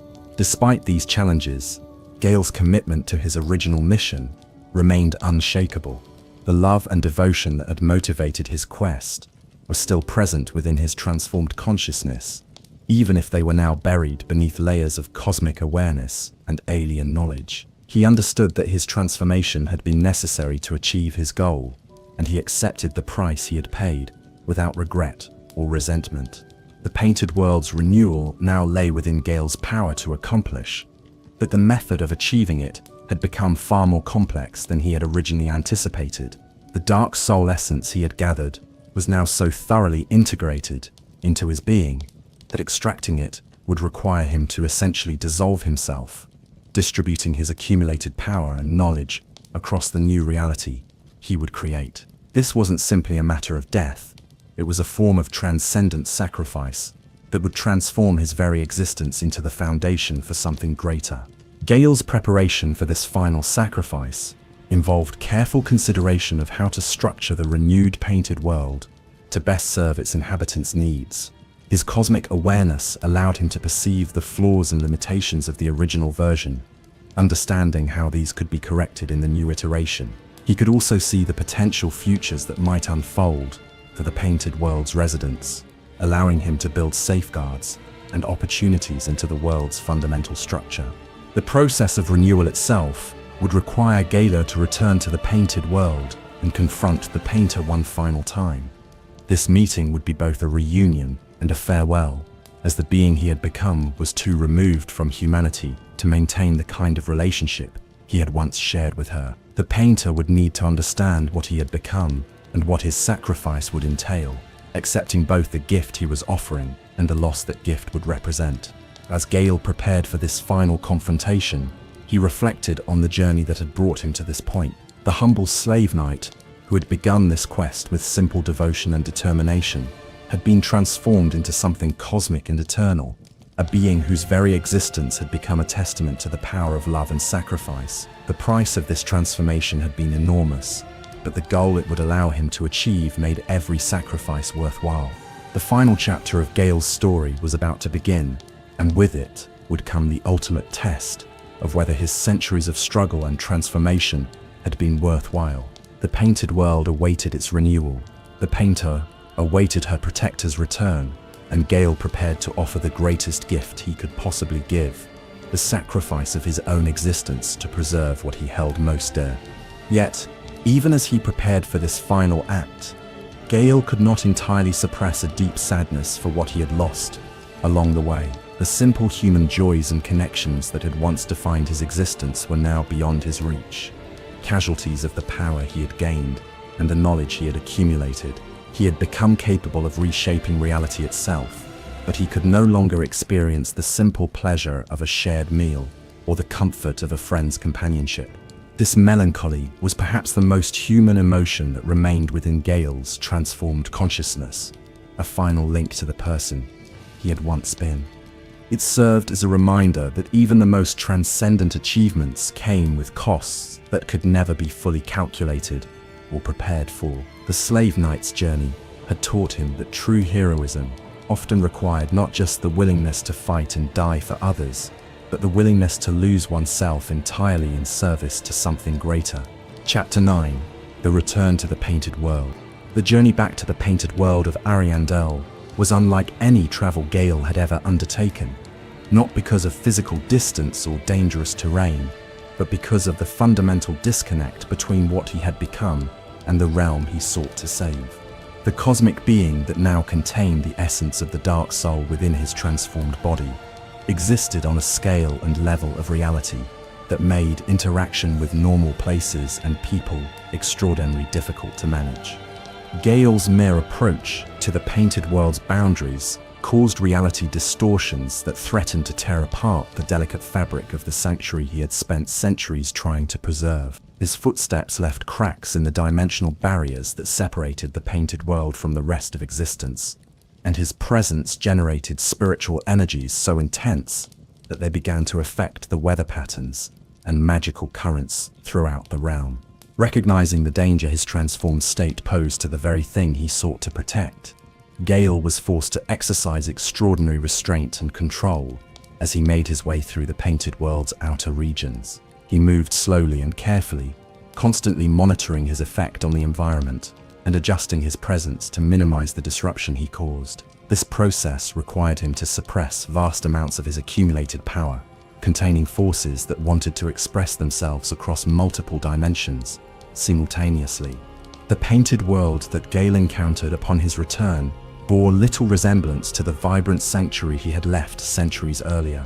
The stagnation he had sought to prevent had continued its inexorable advance, transforming what had once been a living, breathing refuge into something that resembled a beautiful but lifeless museum.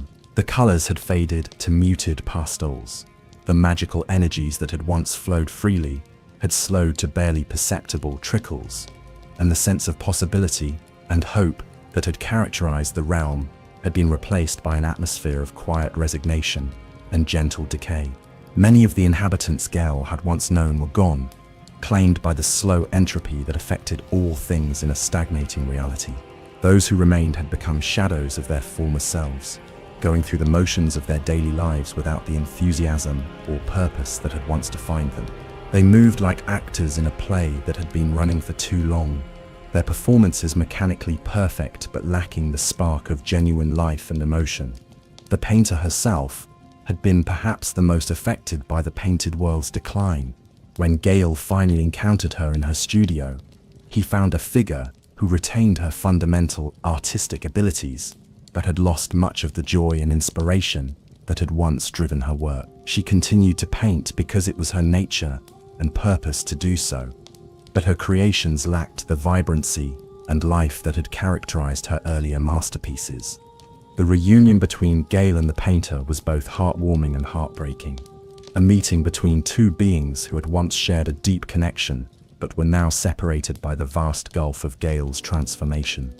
The painter recognized something of her former protector in the cosmic entity that stood before her, but she also understood that the gentle knight she had cared for was now buried beneath layers of power and knowledge that made him almost incomprehensible to normal perception. Geisha, for his part, struggled to communicate with the painter in ways that she could understand and accept. His expanded consciousness operated on scales of time and meaning that made simple conversation extraordinarily difficult. Every word he spoke carried implications and associations that extended across centuries and civilizations, making it nearly impossible to express simple thoughts or emotions without overwhelming his listener with cosmic significance. Despite these communication barriers, Gael managed to convey the essential facts of his mission and its results. He explained how he had spent centuries gathering dark soul essence, how he had finally obtained the concentrated blood of the Pygmy Lords, and how this achievement had transformed him into something capable of renewing the painted world, but incapable of surviving the process. The painter listened to his account with a mixture of awe, gratitude, and profound sadness, understanding both the magnitude of his achievement and the price he had paid to accomplish it. The process of renewal that Gael proposed was unlike anything that had ever been attempted in the painted world's history. Rather than simply adding new energy to the existing structure, he would need to completely dissolve the current reality and rebuild it from the ground up, using his accumulated dark soul essence as the foundation for an entirely new creation. This would preserve the painted world's essential character and purpose, while eliminating the flaws and limitations that had led to its stagnation. The painter was initially reluctant to accept Gael's sacrifice, understanding that the renewal process would essentially erase him from existence in any recognizable form. The protector who had devoted his life to her safety and the painted world's welfare deserved better than to be consumed in the very act of preservation he had worked so hard to make possible. But Gael's cosmic awareness allowed him to see beyond immediate concerns to the larger patterns and purposes that governed existence. And from that perspective, his sacrifice was not a tragedy, but a natural and necessary culmination of his life's work. The technical aspects of the renewal process required careful planning and preparation that drew upon both Gael's accumulated knowledge and the painter's artistic expertise. They needed to determine which elements of the current painted world should be preserved in the new version, which aspects of its structure and culture were worth maintaining, and which new features and capabilities should be added to prevent future stagnation. These discussions revealed the depth of understanding that Gael had gained through his cosmic transformation. He could perceive the painted world's problems, not just as immediate practical challenges, but as manifestations of deeper spiritual and philosophical issues that affected all created realities. His proposed solutions addressed these root causes rather than simply treating symptoms, ensuring that the renewed painted world would be more resilient and adaptable than its predecessor. The painter's role in the renewal process would be equally important, though very different from Gael's. While he would provide the raw power and essence needed for creation, she would serve as the artistic vision that shaped and directed that power toward productive ends. Her paintings would literally become the blueprints for the new reality, with every brushstroke and color choice influencing the fundamental laws and possibilities of the renewed world. This collaboration between cosmic power and artistic vision represented a perfect synthesis of their respective strengths and capabilities. Gael's transformation had given him access to forces that could reshape reality itself, but he lacked the creative insight needed to use those forces wisely and well. The painter possessed the artistic brilliance required to envision and design a perfect sanctuary, but she lacked the raw power needed to bring her visions into reality. Together, they could accomplish what neither could achieve alone. As the final preparations for renewal proceeded, Gael and the painter spent their remaining time together in a kind of bittersweet companionship, sharing memories of their past relationship while acknowledging the vast changes that had occurred in both of them. These conversations were among the most poignant moments in Gael's entire story, representing the last expressions of human connection and emotion that his transformed consciousness would ever experience.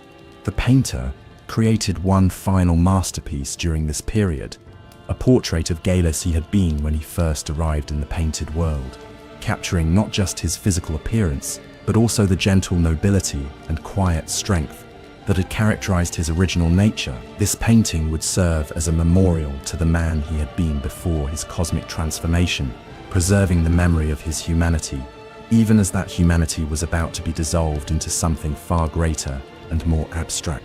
Gael, in turn, used his expanded awareness to share with the painter visions of the renewed painted world that would result from their collaboration.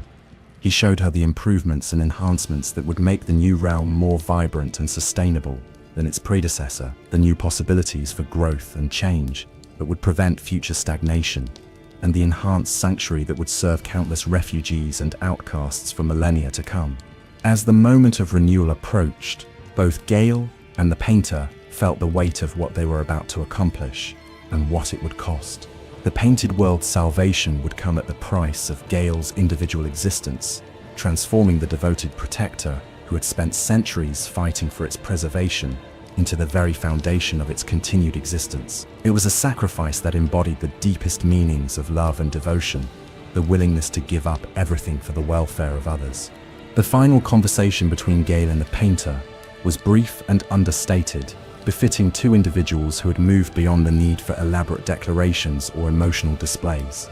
They simply acknowledged their mutual respect and affection, their shared commitment to the painted world's welfare, and their acceptance of what was about to occur. Then, with quiet dignity, they began the process that would end one chapter of their story and begin another. Chapter 10: The Blood-Dried Lake and Ultimate Sacrifice. At the very end of the world, where reality itself grew thin, and the boundaries between existence and void became meaningless, lay a desolate wasteland that would become the stage for the final act of Gael's extraordinary story. This was the Blood-Dried Lake, a place where the accumulated essence of countless ages had gathered and crystallized into a landscape of haunting beauty and terrible significance. The blood-dried lake was not merely a geographical location, but a spiritual nexus where the fundamental forces that governed existence converged and interacted in ways that defied normal understanding. The blood that had once filled this ancient basin was not the crimson fluid of mortal veins, but rather the concentrated essence of life itself, the dark soul made manifest in physical form, dried and hardened by eons of exposure to the raw forces of creation and entropy. The terrain of this final battleground told the story of cosmic struggle and transformation through its very structure. Crystalline formations jutted from the dried lakebed like frozen lightning, each one containing trapped fragments of dark soul essence that pulsed with inner light. The sky above was a canvas of impossible colors, painted by energies that existed beyond the normal spectrum of light and shadow. The air itself seemed thick with potential, as if reality was holding its breath in anticipation of what was about to unfold. It was to this place that Gael brought the painter for the final stage of their shared mission. The renewal of the painted world could not take place within the sanctuary itself. The process required too much raw power and would generate forces that could tear apart the very thing they sought to preserve. Instead, the creation of the new reality would occur here, in this place between worlds, where the fundamental laws of existence were fluid enough to allow for true transformation.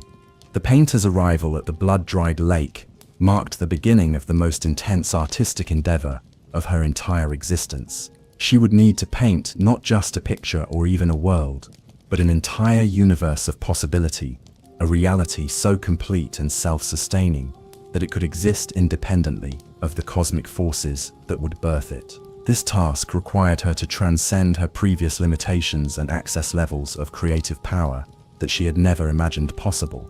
Gael's role in this final process was both simpler and more complex than what he had done throughout his long quest. On one level, he merely needed to release the dark soul essence he had spent centuries accumulating, allowing it to flow into the painter's creation and provide the spiritual foundation for the new reality. But on a deeper level, he would need to guide and shape that release with perfect precision, ensuring that every fragment of essence found its proper place in the emerging world.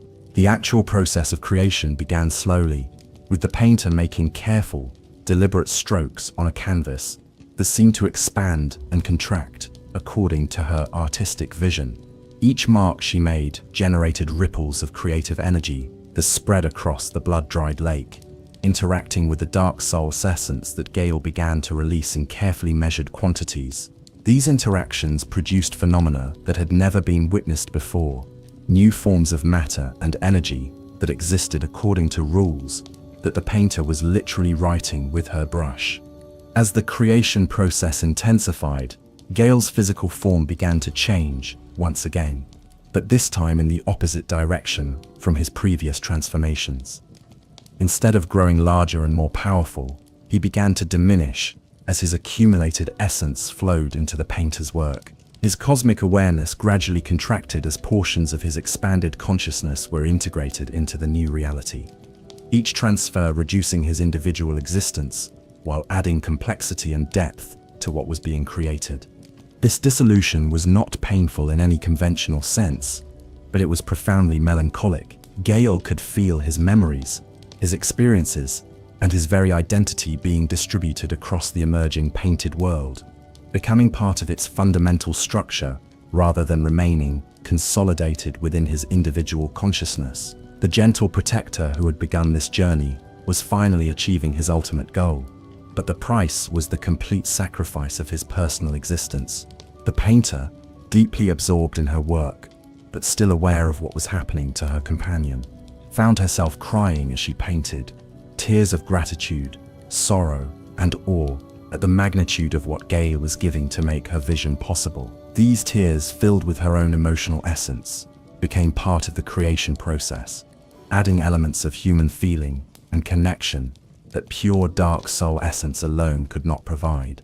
As more and more of Gael's being flowed into the emerging reality, the scope and complexity of the painter's creation expanded beyond anything that had ever existed in the previous painted world. New landscapes unfurled across her canvas, with every brushstroke, vast forests, where every tree was unique, cities where architecture defied conventional physics, but felt perfectly natural, skies that showed different stars and seasons from every viewing angle.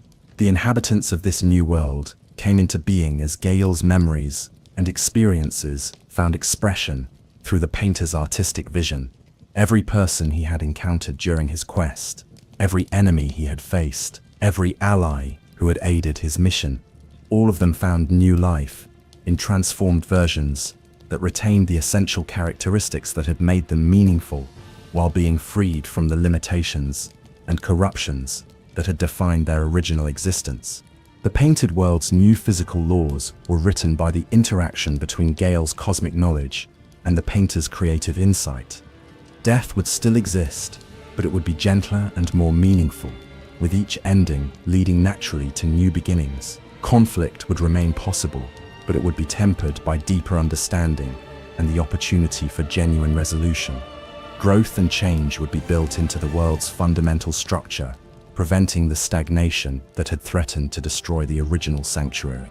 As the creation process reached its climax, Gael's individual existence finally reached its end. The last fragments of his consciousness were absorbed into the painted world's foundational structure, becoming part of the spiritual bedrock upon which all future life and growth would depend. His final thought, distributed across the entire new reality, was a simple expression of love and hope for all who would find sanctuary in the world his sacrifice had made possible. The painter, now alone in the blood-dried lake, but surrounded by the magnificent reality she had brought into being, took a moment to acknowledge what had been accomplished and what it had cost. The gentle knight who had devoted his existence to protecting her and the painted world had achieved his ultimate goal, but the price had been everything he was and could ever be. His love and dedication had literally become the foundation of a new universe, ensuring that his sacrifice would be remembered and honored for all time. The new painted world that emerged from this cosmic collaboration was everything that Gael and the painter had hoped it could be, a place of infinite possibility and genuine sanctuary where refugees and outcasts could find not just safety, but the opportunity to grow and thrive in ways that the outside world had never allowed them. It was a living testament to the power of love and sacrifice, a reality born from one individual's willingness to give up everything for the welfare of others. But even in the moment of triumph, the painter understood that Gael's story was not truly over. His essence had become so thoroughly integrated into the painted world's structure that he was, in a very real sense, still present and aware, though not in any form that could be directly perceived or communicated with. He had become the guardian spirit of the sanctuary he had died to create, ensuring that it would always have protection and guidance from someone who understood the true value of what it represented. The blood-dried lake, its purpose fulfilled, began to transform as well. The crystalline formations dissolved into streams of pure creative energy that flowed into the new painted world, adding their accumulated power to its foundation. The impossible sky gradually settled into more conventional colors and patterns, and the thick atmosphere of potential gave way to the gentler air of a place where miraculous things had been accomplished and were now complete. As the painter prepared to enter her new creation and begin the next chapter of her existence, she took one final look at the place where Gael had made his ultimate sacrifice. Though nothing visible remained to mark his passing, she could feel his presence in every aspect of the reality they had created together. His love, his determination, and his unwavering commitment to protecting others had become eternal, woven into the very fabric of a world that would provide sanctuary and hope for countless generations to come. The slave knight's quest was complete. Through centuries of struggle, transformation, and ultimately transcendence, Gael had achieved something that no individual in the history of the Dark Souls universe had ever accomplished: the creation of a truly perfect sanctuary, a place where the lost and forgotten could find not just temporary refuge, but genuine belonging and the opportunity for meaningful existence. His sacrifice had been absolute, but so was his victory. The painted world would endure, protected by the love of someone who had been willing to give up everything to ensure its survival. And in that endurance, Gael's true immortality was assured, not as an individual consciousness, but as the living embodiment of devotion, sacrifice, and the unshakable belief that some things are worth any price to preserve. Chapter 11: The Ashen One's Arrival and the Final Confrontation. The new painted world that emerged from Gael and the painter's sacrifice was indeed a paradise, a sanctuary where the laws of reality had been crafted with love and wisdom to provide perfect refuge for all who needed it. But even paradise, it seemed, was not immune to the forces of entropy and change that governed all existence. As centuries passed in the outside world, the cosmic balance that maintained the separation between realities began to shift, and the painted world found itself once again facing challenges that would require extraordinary intervention to overcome.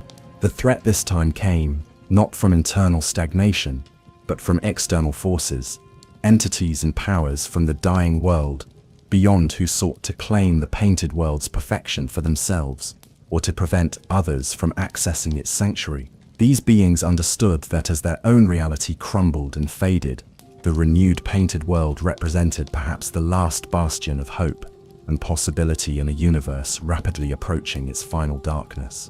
It was during this crisis that the Ashen One arrived, a figure of legend and prophecy who had already accomplished impossible tasks in the outside world and now sought access to the painted world for their own mysterious purposes. The Ashen One was no ordinary traveler or refugee seeking sanctuary, but rather a being of immense power and determination, whose very presence caused ripples in the fabric of reality wherever they went.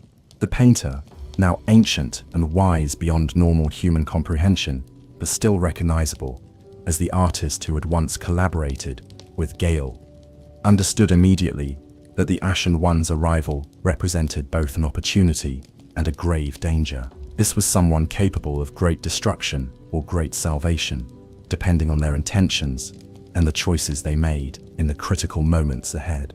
But there was another presence stirring in the painted world's depths, something that the painter had felt growing stronger over the years, but had never fully understood.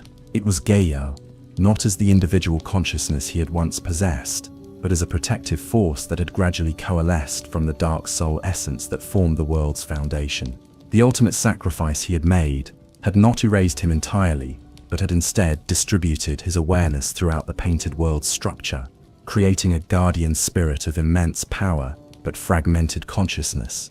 As the Ashen One explored the painted world and approached its most sacred spaces, this guardian spirit began to manifest more strongly, driven by the same protective instincts that had motivated Gael throughout his original quest. The spirit could sense that the Ashen One possessed something that the painted world needed, a fragment of dark soul essence, of extraordinary purity and power that could strengthen the sanctuary's defenses against the external threats it now faced. The problem was that claiming this essence would require the kind of direct confrontation that Gael had spent his existence trying to avoid.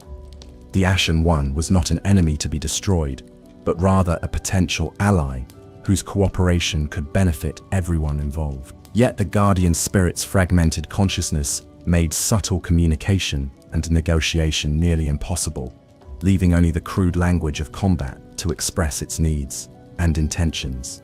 The final confrontation between the Ashen One and the guardian spirit of Gael took place in the most remote and sacred part of the painted world, a place where the dark soul essence that formed the reality's foundation was most concentrated and accessible. Here, the spirit could manifest in something approaching its original form, appearing as a massive, transformed version of the Slave Knight who had once protected this realm with such devotion. The being that faced the Ashen One was both Gael and something far beyond what he had ever been. His form towered above the landscape, his red cloak now a banner that seemed to encompass entire horizons. His sword a weapon of such size and power that its movements created hurricanes and earthquakes. Yet within this cosmic manifestation, traces of the original Gael remained.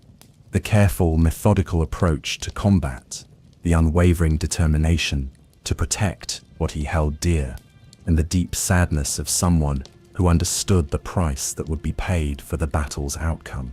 The Ashen One, for their part, recognized both the power and the nobility of their opponent.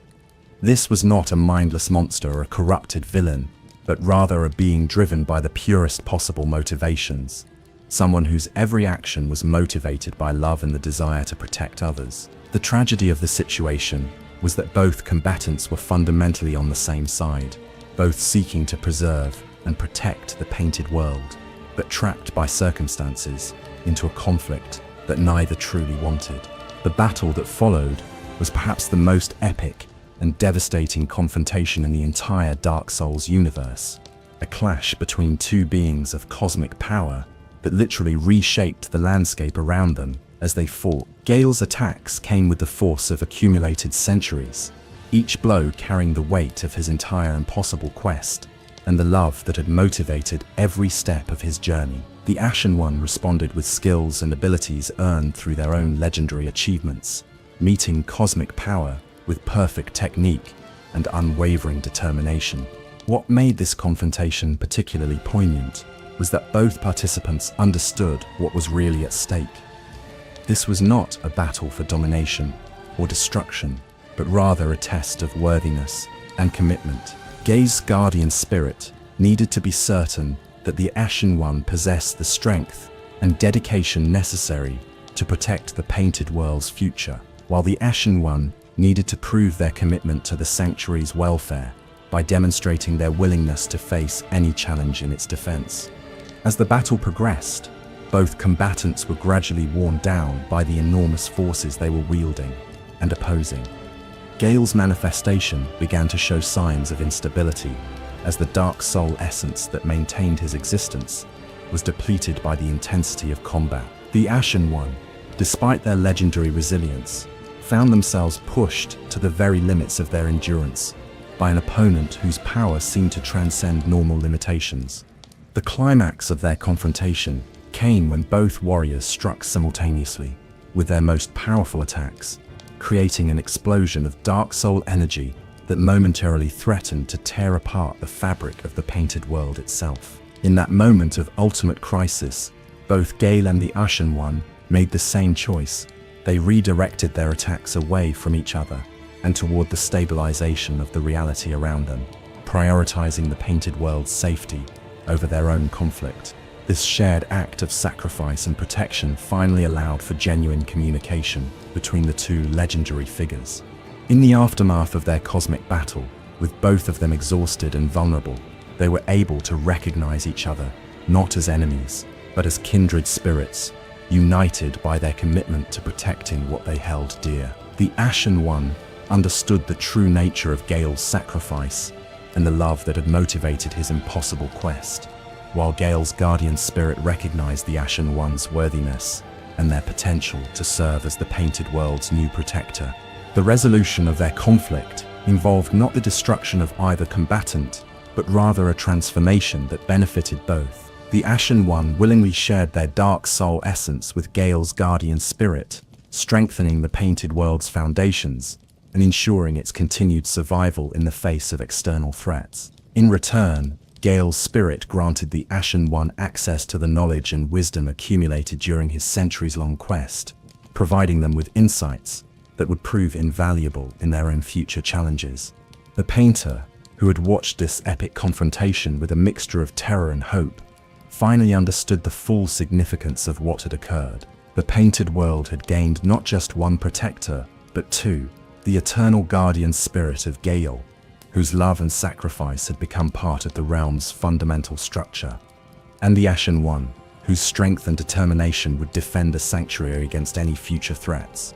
The final scene of this epic tale showed the painted world at peace, once again, its beauty and serenity preserved by the ultimate sacrifice of a slave knight, whose love had transcended death itself. Gael's red cloak could sometimes be seen blowing in winds that touched every corner of the sanctuary, a reminder that protection and hope endured even in the darkest of times. The Ashen One had become the realm's active guardian, while Gael's spirit provided the eternal foundation upon which that guardianship rested.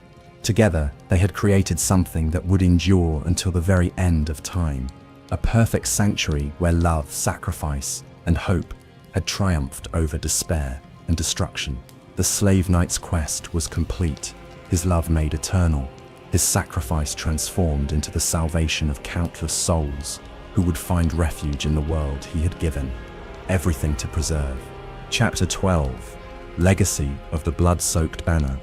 In the aftermath of the cosmic confrontation between the Ashen One and Gael's guardian spirit, the painted world settled into a new equilibrium that reflected the profound changes that had taken place within its foundations. The sanctuary that had been born from sacrifice and love now bore within its structure the essence of two legendary figures whose dedication to protection and preservation had become the very bedrock of its continued existence. The most visible manifestation of Gael's continued presence was the red banner that appeared throughout the painted world at moments of particular significance or need.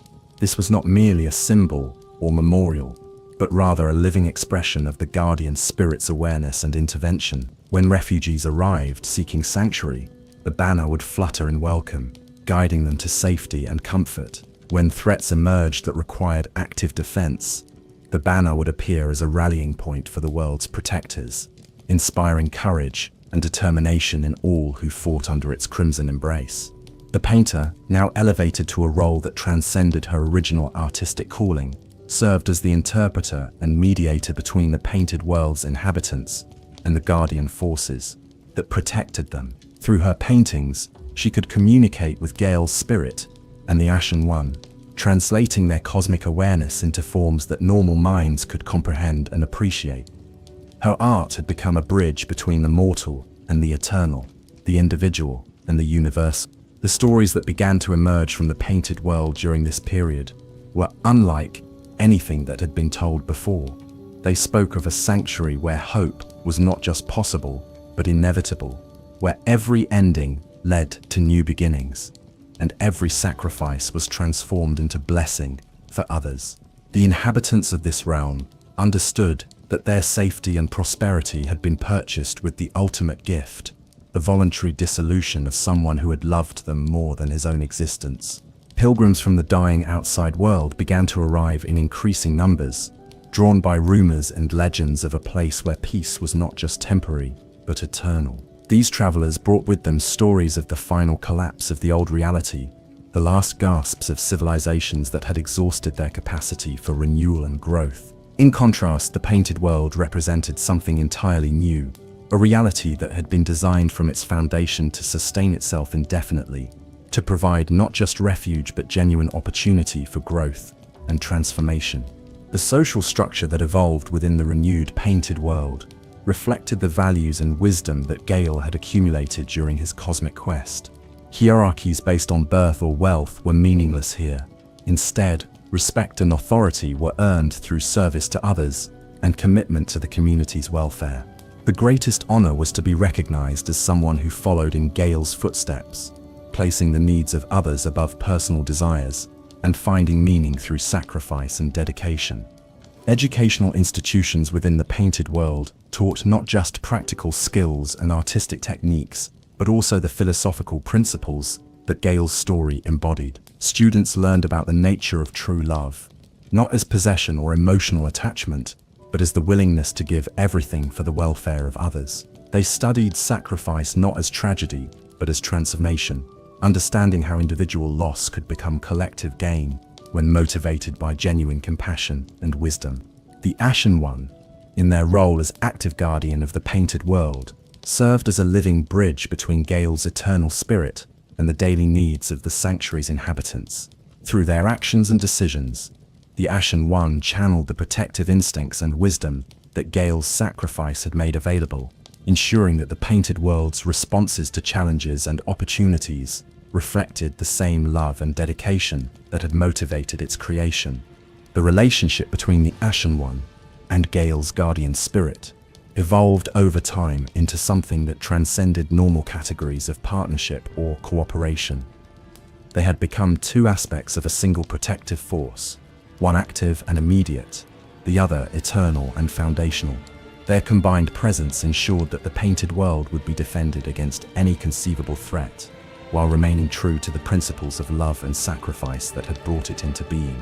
The artistic traditions that flourished in the renewed painted world were heavily influenced by Gael's story and the themes it embodied. Painters created works that explored the relationship between individual desire and collective need, the beauty that could emerge from willing sacrifice, and the ways that love could transcend death and transformation. Musicians composed symphonies that captured the epic scope of Gael's quest, while maintaining the intimate emotional core that had motivated every step of his journey. The red cloak that had become Gael's signature during his quest was adopted as a symbol throughout the painted world, but its meaning evolved beyond simple commemoration. To wear red in the painted world was to accept a personal commitment to service and sacrifice, to acknowledge that one's own welfare was secondary to the community's needs. The color became associated with protection, dedication, and the willingness to pay any price necessary to preserve what was valuable and beautiful. Annual celebrations within the painted world honored not just Gael's memory, but the principles his story represented. These festivals emphasized gratitude, reflection, and renewal of commitment to the values that had made the sanctuary possible. Participants shared stories of their own small sacrifices and acts of service, understanding that every kindness and every moment of selflessness contributed to the larger pattern of love and protection that sustained their world.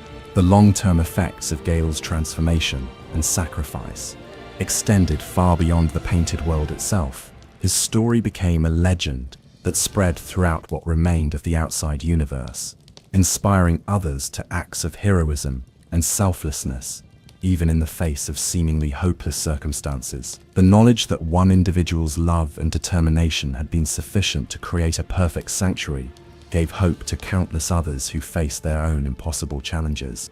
Scholars and philosophers from across time and space came to study the painted world and the principles that governed its existence. They sought to understand how love and sacrifice could be transformed into fundamental laws of reality, how individual consciousness could be dissolved into collective benefit without losing its essential nature. These studies led to new theories about the relationship between personal identity and universal purpose, concepts that would influence thinking for generations to come. The painted world itself continued to evolve and grow, but always within the framework of stability and sustainability that Gael's sacrifice had established. New regions emerged as the sanctuary's population expanded, each one designed according to the same principles of beauty, functionality, and harmony that characterized the original creation. The world's expansion was guided not by random growth, but by conscious design, ensuring that every new addition enhanced rather than diminished the whole. The children born within the painted world grew up with an intuitive understanding of service and sacrifice that seemed almost supernatural to outside observers. They displayed levels of empathy, cooperation, and selflessness that suggested Gael's influence had been woven into the very nature of life within the sanctuary. These young people represented hope for the future, proof that the values Gael had died to preserve could be passed on to new generations without losing their power or relevance.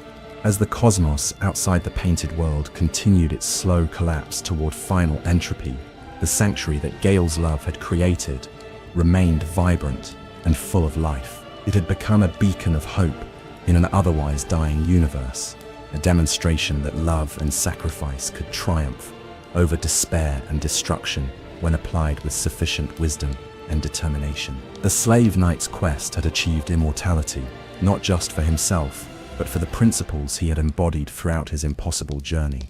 The final legacy of Gael's story was the understanding that true heroism lay not in conquest or dominance, but in service and sacrifice. His transformation from humble slave knight to cosmic guardian spirit showed that anyone, regardless of their origins or apparent limitations, could achieve greatness through dedication to something greater than themselves.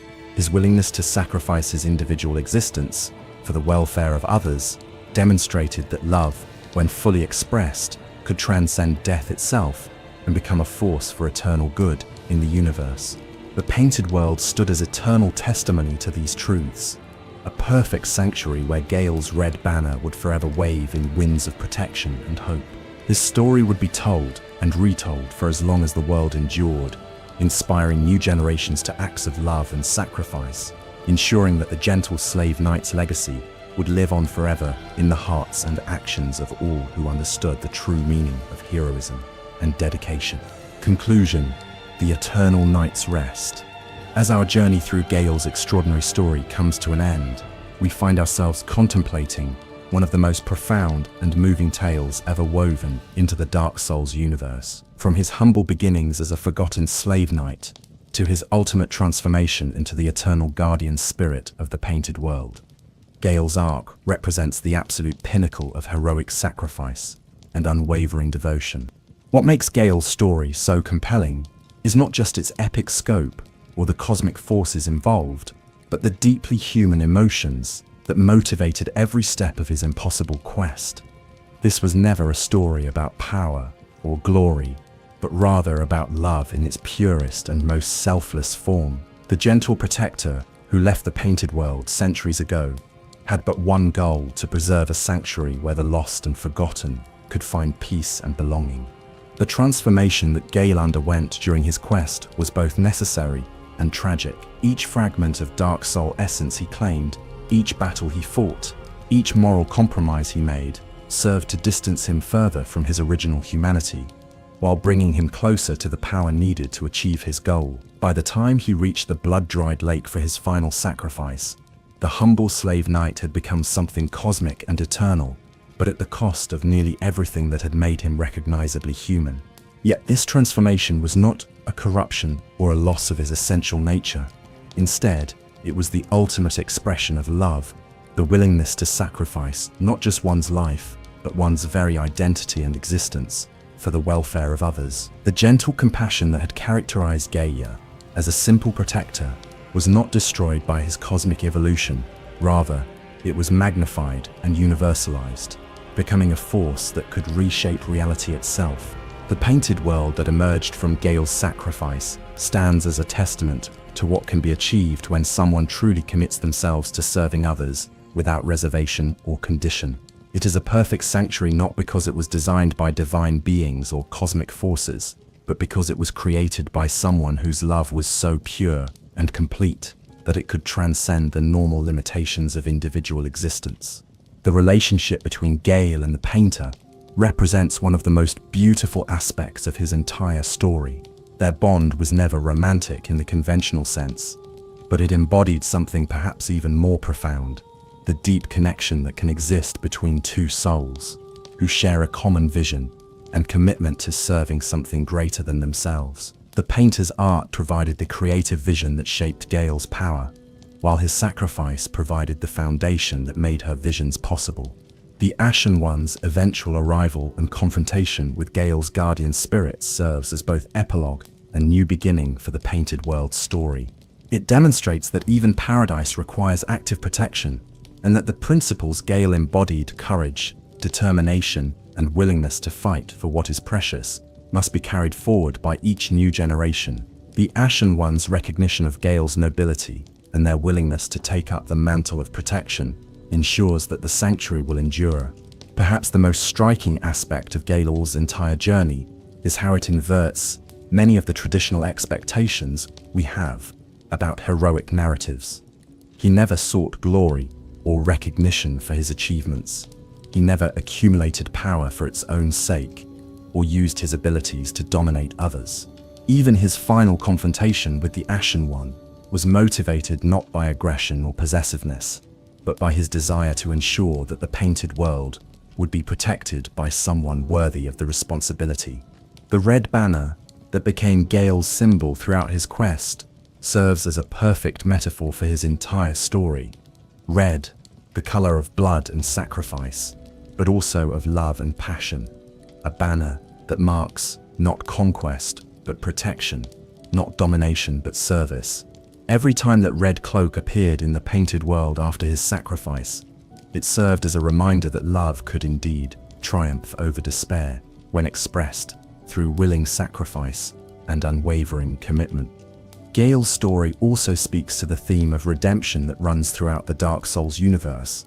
He began as someone society had deemed expendable, a slave knight whose life was considered valuable only insofar as it could be used to serve others' purposes. Yet through his own choices and actions, he transformed himself into something of cosmic significance, proving that worth and nobility are not determined by birth or station, but by the depth of one's commitment to serving others. The incremental nature of Gael's transformation, from slave knight to protector to cosmic guardian, shows us that heroism is not a single dramatic moment, but rather the accumulated result of countless small choices made in favor of others' welfare, over personal comfort or safety. Each dark soul fragment he claimed represented not just progress toward his goal, but also a conscious decision to prioritize the painted world's needs over his own desire to remain human and recognizable. The loneliness that characterized much of Gael's quest is perhaps one of its most heartbreaking aspects.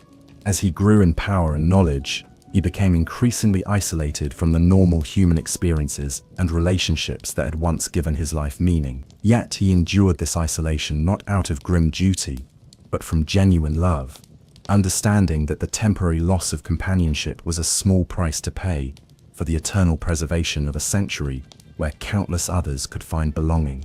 The Painted World's continued evolution after Gael's sacrifice demonstrates that his gift was not just a static creation, but a living, growing reality, capable of adapting and improving over time. The principles he embedded in its foundation, love, sacrifice, service to others, continued to generate new possibilities and opportunities for its inhabitants.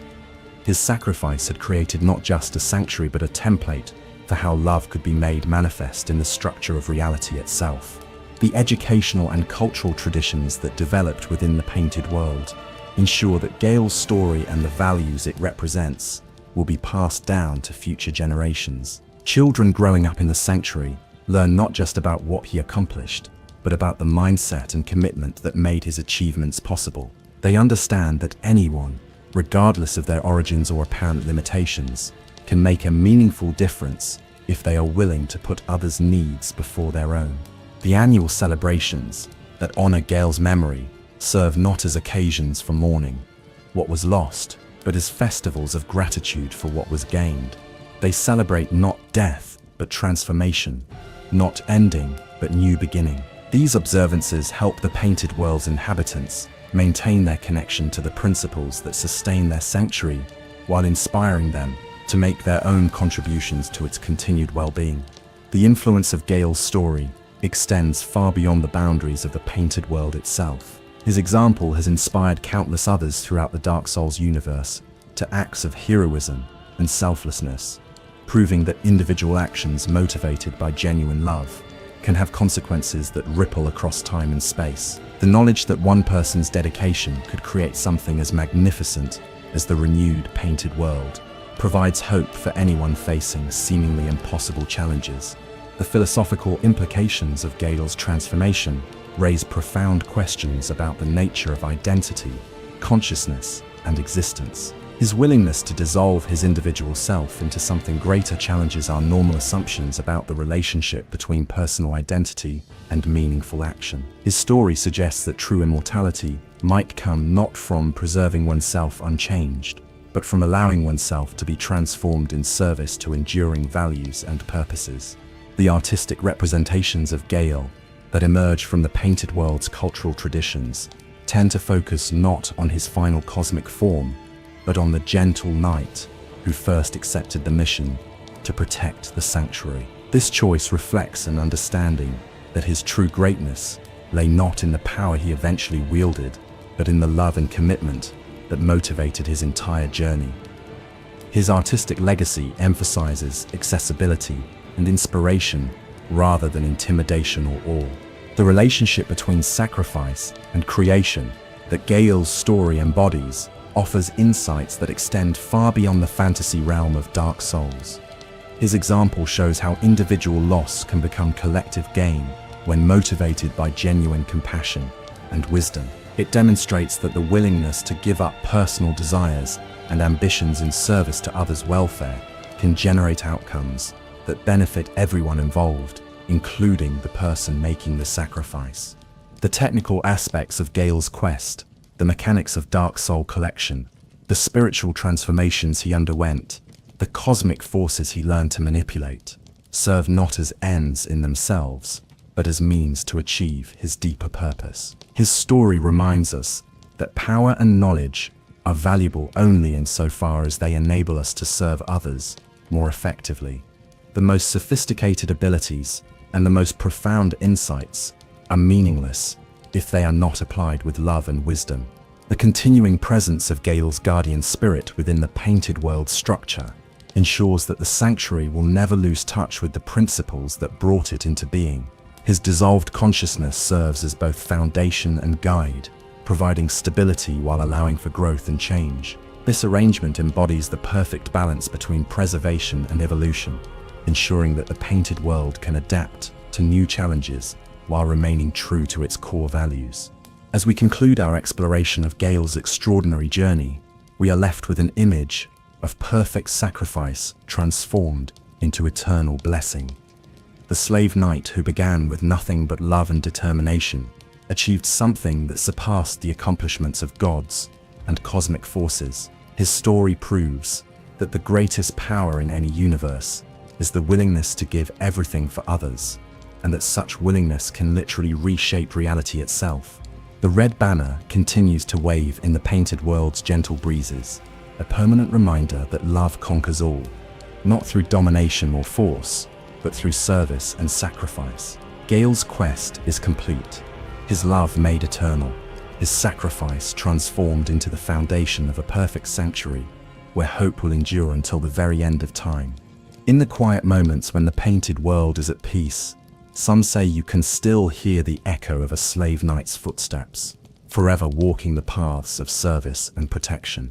His journey may have ended, but his legacy lives on in every act of kindness, every moment of sacrifice, every choice to put others' welfare before one's own. The gentle protector has found his rest at last, not in the cessation of service, but in its ultimate fulfillment, having given everything to preserve what he loved most. And so the story of Slave Knight Gael comes to its close, not with ending, but with eternal beginning, not with death, but with transformation into something beautiful and enduring. His tale reminds us that true heroism is not about power or glory, but about love expressed through sacrifice, service expressed through dedication, and hope preserved through the willingness to give everything for others.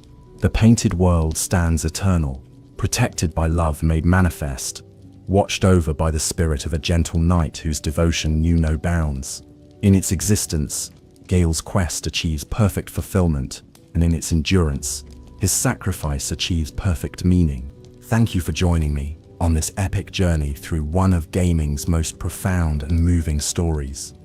The tale of Slave Knight Gael serves as a reminder that even in the darkest universes, love and sacrifice can create light that will never fade. May his example inspire us all to find our own ways of serving others and making the world a little more like the sanctuary he died to create.